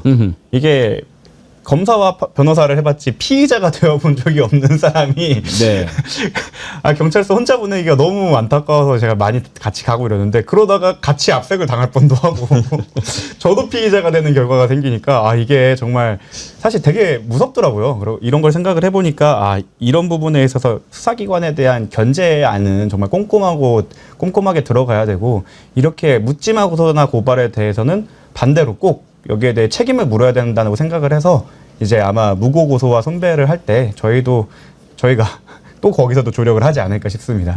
정말 암흑기였다고 봐야죠. 어떻게 그런 세월이 다시 돌아와서 우리를 옥죄는 그런 시기가 올까. 상상도 못했던 일들을 3년 겪었어요. 참 결국은 이제 이렇게 죗값을 치르는데, 저는 두 분 변호사님 이제 법정에 많이 가시니까 오시면 꼭 그걸 여쭤보고 싶었어요. 이번에 윤석열이 재판 안 나오다가 뜬금없이 나와가지고 특검 쪽을 향해가지고 김건희가 뭐냐, 여사라고 붙여야지 뭐 이렇게 성질을 내고 랄지를 부렸다고 그래서 저자가 이제는 미쳐버린 게 아닌가 이런 생각도 드는데, 아니 뭐 원래 뭐 할 때도 피의자 아무개는 뭐 이렇게 하지 않나요? 거기에 뭐 존칭을 붙입니까? 안 붙입니다. 지는 검사했잖아요. 그렇죠. 피고인 홍길동 이렇게 부르는 거죠. 근데 본인한테 그럴 때는 뭐라고 안 하다가 김건희 씨한테 그러는 것만 발끈하는 것도 참 이상하지 않습니까? 미친 거 아니에요? 그리고 그럴 때는 오히려 더 얄밉게, 오히려 제가 이제 뭐 반대 신문을 하거나 그렇게 얄밉게 할 때는 그러세요? 알겠습니다, 윤석열 씨. 이렇게 타게 받아치면 정말 더 기분이 나빴을 텐데, 제가 그걸 못한 게 너무 아쉽네요. 그리고 사실 이 부분은 그런 것 같아요. 자기를 윤석열이라고, 나도 그럼 윤석열 대통령이라고 불러라 이렇게는 못하고, 김건희에 대해서만 김건희 여사님이라고 불러야죠 하는 거 보면은 누가 위에 있었다는 것인지 이게 확실히 그냥 드러나지 않습니까? 아니 그 자기도 검사하면서 계속 그렇게 피고를 부르고 그랬을 텐데 거기에서 그 얘기를 했다고 그래서 상태가 많이 안 좋아졌나. 뭐 요즘에 뭐 나와서 얘기하는 거 보면은 나름대로 또 자기 딴에는 논리를 갖고 와서 이야기를 합니다. 그나저나 요즘에 안 나오다가 왜 조금 나오는데 그 이유는 뭐라고 봐야 됩니까? 첫 번째는 구속기간 만료가 좀 다가와서요. 예. 예, 이제 별건 구속영장 발부해서 다시 이제 구속기간을 연장할 거냐 말 거냐 이게 결정되는 시기가 이제 한 12월 말 1월 초 그쯤이거든요. 이게 다가오니까 초조하겠죠. 그러니까 이제 다시 한번 좀 나가서 이제 재판부에 좀 잘 보일 필요가 있지 않을까? 구속 연장이 이제 그게 제일 다가오니까. 크다. 네, 그렇게 해서 그냥 한번 석방을 받아보려고 하려는 목적이 일단은 좀 큰 것 같아요. 그리고 만약에 다시 영장을 청구한다면 외환죄로 영장을 청구할까요? 외환 있고 해병특검에서의 직권남용 수사외압 그 부분이 있고요. 김건희 특검에서 이제 공동 피고인으로 기소하면서 다시 영장을 칠 수 있는 방법도 있고요. 그래서 뭐 이미 윤석열 씨에 대한 혐의가 워낙 많기 때문에 그 혐의마다 다 영장을 치면 될 것 같고 사실 풀려날 가능성이 높다고 생각되지는 않습니다. 그러면 1심 선고가 비록 6개월을 넘긴다 하더라도 기존에 드러난 여러 가지로 다시 영장을 또 청구를 하면 그걸로 발부될 가능성은 얼마나 된다고 봅니까? 정상적인 상황이라면 100% 발부가 돼야 되는 거죠. 기존에 원래 도주 우려, 뭐 증거인멸 염려 이런 걸 들지 않습니까? 여기서 말한 도주라는 거는 진짜로 뭐 해외로 토끼고 막 이런 거를 말하는 게 아니고 재판에 불출석하는 것이 도주입니다. 지금 얼마나 많이 재판에 불출석했습니까? 네, 그렇기 때문에 이거는 순리적으로는 그냥 무조건 구속영장이 또 나와야 되는 맞는 거예요. 그러니까 윤석열도 그걸 아주 잘 알고 있기 때문에 그걸 한번 불식시켜 보려고 맞네 이런 부분이 있었네 하면서 이제는 나가야지 하고 있는 거라고 좀 봅니다. 그리고 그런 측면도 있는 것 같습니다. 나오기만 한 게 아니라 본인이 직접 신문을 해요. 증인에 대해서. 변호인단을 못 믿는 부분도 있는 것 같아요. 잘 보시면 은근 그 팀에서 윤석열 씨가 에이스입니다. 오히려 변호인들보다 그나마 나은 편인 걸 보면은 저쪽 변호인들의 지금 변론에 대한 의지, 능력 이런 부분이 참 의심되는 부분이죠. 본인 입장엔 답답했고 핵심 증인이라고 생각하는 사람이기 때문에 나온 부분도 있을 겁니다. 끝으로 한 가지만 더 다뤄보지요. 오늘 권성동 재판이 열렸어요. 권성동 나온 사진 한번 잠깐 보여주실래요? 지금 보니까 권성동하고 윤석열하고 동갑이죠. 그렇다 하더라고요. 권성동은 거기 염색은 안 하는데 뭐 흰머리가 별로 없는 모양이네요. 그런 모양. 윤석열이는 머리가 하얗던데. 저도 서울구치소에서 봤는데 저거 그때 보셨다 그랬죠. 그렇죠. 딱 복도에서 마주치고 그냥 제가 씩 웃어줬는데 젊어도 얼굴 좋아졌네. 살이 쭉 빠졌더라고요. 야, 다이어트 하려면은 뭐 여러 가지 뭐 신경 쓸 거 없이 구치소 들어가면 되는구나. 건강 관리가 알아서 잘 되니까. 나라에서 그런 것 같습니다. 저러면은 뭐 우리가 얼마씩 받아야 되는 거 아니에요? 그렇죠. 요즘엔 다이어트도 돈 주고 하는데. 먹여주고 다이어트도 시켜주고. 그런데 아니나 다를까 오늘 재판에서 윤영호 전 통일교 세계본부장과 만난 것은 사실인데 현금을 받지는 않았다. 이러면서 공소 사실을 부인했대요. 아니 그렇게 증거 자료가 다 나오는데도 일단 이렇게 부인하고 보면 도움이 됩니까? 재판에서? 양형 사유로서는 반성하지 아니함으로 보여서 오히려 더 안 좋을 것 같은데? 강경 사유가 아니고 오히려 가중 사유가 될 가능성도 높고 그래서 저는 이건 정치적 투쟁이라고 생각해요. 애초에 무죄가 나올 가능성이 없는 부분이 있기 때문에 그렇다고 하면 나는 끝까지 다투었다. 끝까지 나는 하다가 장렬히 전사였다라는 기록을 남기기 위한 것이라고 생각을 하는데 그렇다고 해서 다시 정치 일선으로 돌아올 수 있을까를 생각하면 지금이라도 형기를 줄이는 변론 전략으로 바꿔야 되지 않나라고 생각합니다. 이거는 뭐 금액적으로 보나 지금 반성하지 않는 태도로 보나 유동규보다 많이 나올 것 같은데요, 저는. 아무튼 권성동이 보니까 깜빵 스타일 같아요. 아주 좋아졌네. 요즘에는 그 위고비라고 살 빠지는 거 있잖아요. 옥살이 플러스 위고비 해가지고 옥고비가 또 유행이에요. 윤석열, 권성동 저자들은 나라에서 뭔가 좀 청구해서 받아야 되는 거 아닌가 싶은데. 아마도 뇌물이 엮여 있지 않습니까? 권성동 같은 경우에. 뇌물죄는 그 뇌물에 상응하는 금액을 또 추징하게 되어 있습니다. 그러니까 몇 억을 일단은 받아낼 수는 있어요. 그러니까 본인의 이제 호텔방, 예.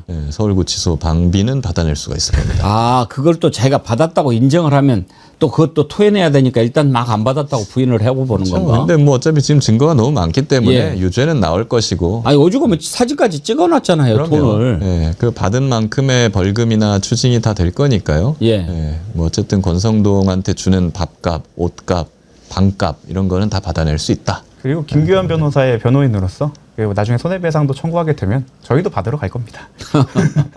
아, 근데 명태균 씨는 요즘에 막 그래 국감에 나와서 큰 소리를 막 치고 돌아다니잖아요. 왜 그래요?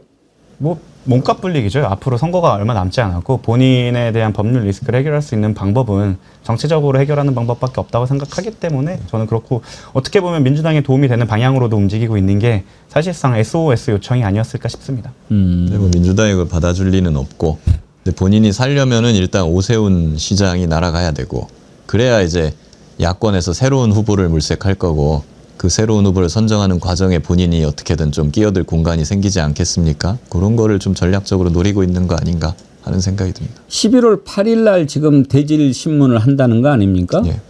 그거는 좀 의미가 있는 신문이 될까요? 모르겠습니다. 뭐 지금까지 나왔던 뭐 국감에서 왔던 이야기 이런 것만 반복된다고 하면은 그게 큰 의미가 있을까 싶은데 예. 과연 수사기관 특검 앞에 가서는 명태균 씨가 지금까지와 다른 없었던 이야기를 하느냐 마느냐 이게 관건인 것 같습니다. 사실 기자들이 기사 뽑기 좋은 야마라고 하죠. 예. 야마를 섹시하게 뽑는다라고 하는데 그걸 잘하는 거지. 사실 그때 국감에서의 내용을 보면 새롭거나 뭐 구체적인 디테일이 나온 건 없어요. 다 이미 특검이 확보한 내용이었기 때문에 그거 이상 가는 사실관계 아니면 객관적 물증을 제시하거나 이런 부분이 없다고 하면 사실상 그냥 대질은 서로의 입장 차이 확인 정도에 그치지 않을까 싶습니다. 뭐 러브레터를 썼다고 그게 막 뭐 죄를 짓고 그런 건 아니잖아요, 이게. 근데 본인은 이제 그런 계산으로 막 이렇게 하면은 언론에서 크게 뽑아줄 거야 이렇게 생각하고 막 자기 딴에는 컨트롤하는 것 같은데 제가 보기에는 이미 약발이 떨어졌어요. 옛날에 전혀 그런 게 드러나지 않았을 때 효과가 있는 거지 지금은 어떻게 해서든지 자기한테 유리하게만 끌고 가려고 하는 게 보이기 때문에 큰 도움이 될까 싶기는 하더군요. 어차피 이제 1월 중이면은 본인 재판이 1차로 정말로 세비 반띵만 기소가 되었는데 그것도 이미 종결이 될 거라 이제 거기서 그거를 막기 위해 어떻게든 지금 전략을 펴는 걸로 보입니다. 명태균 씨는 어떻게 보면은 지방선거 전에 이제 법정 구속이 될 가능성이 좀 높다 이렇게 봅니다. 알겠습니다. 오늘은 여기까지 하지요. 김규현 변호사님, 정구승 변호사님 수고하셨습니다. 감사합니다.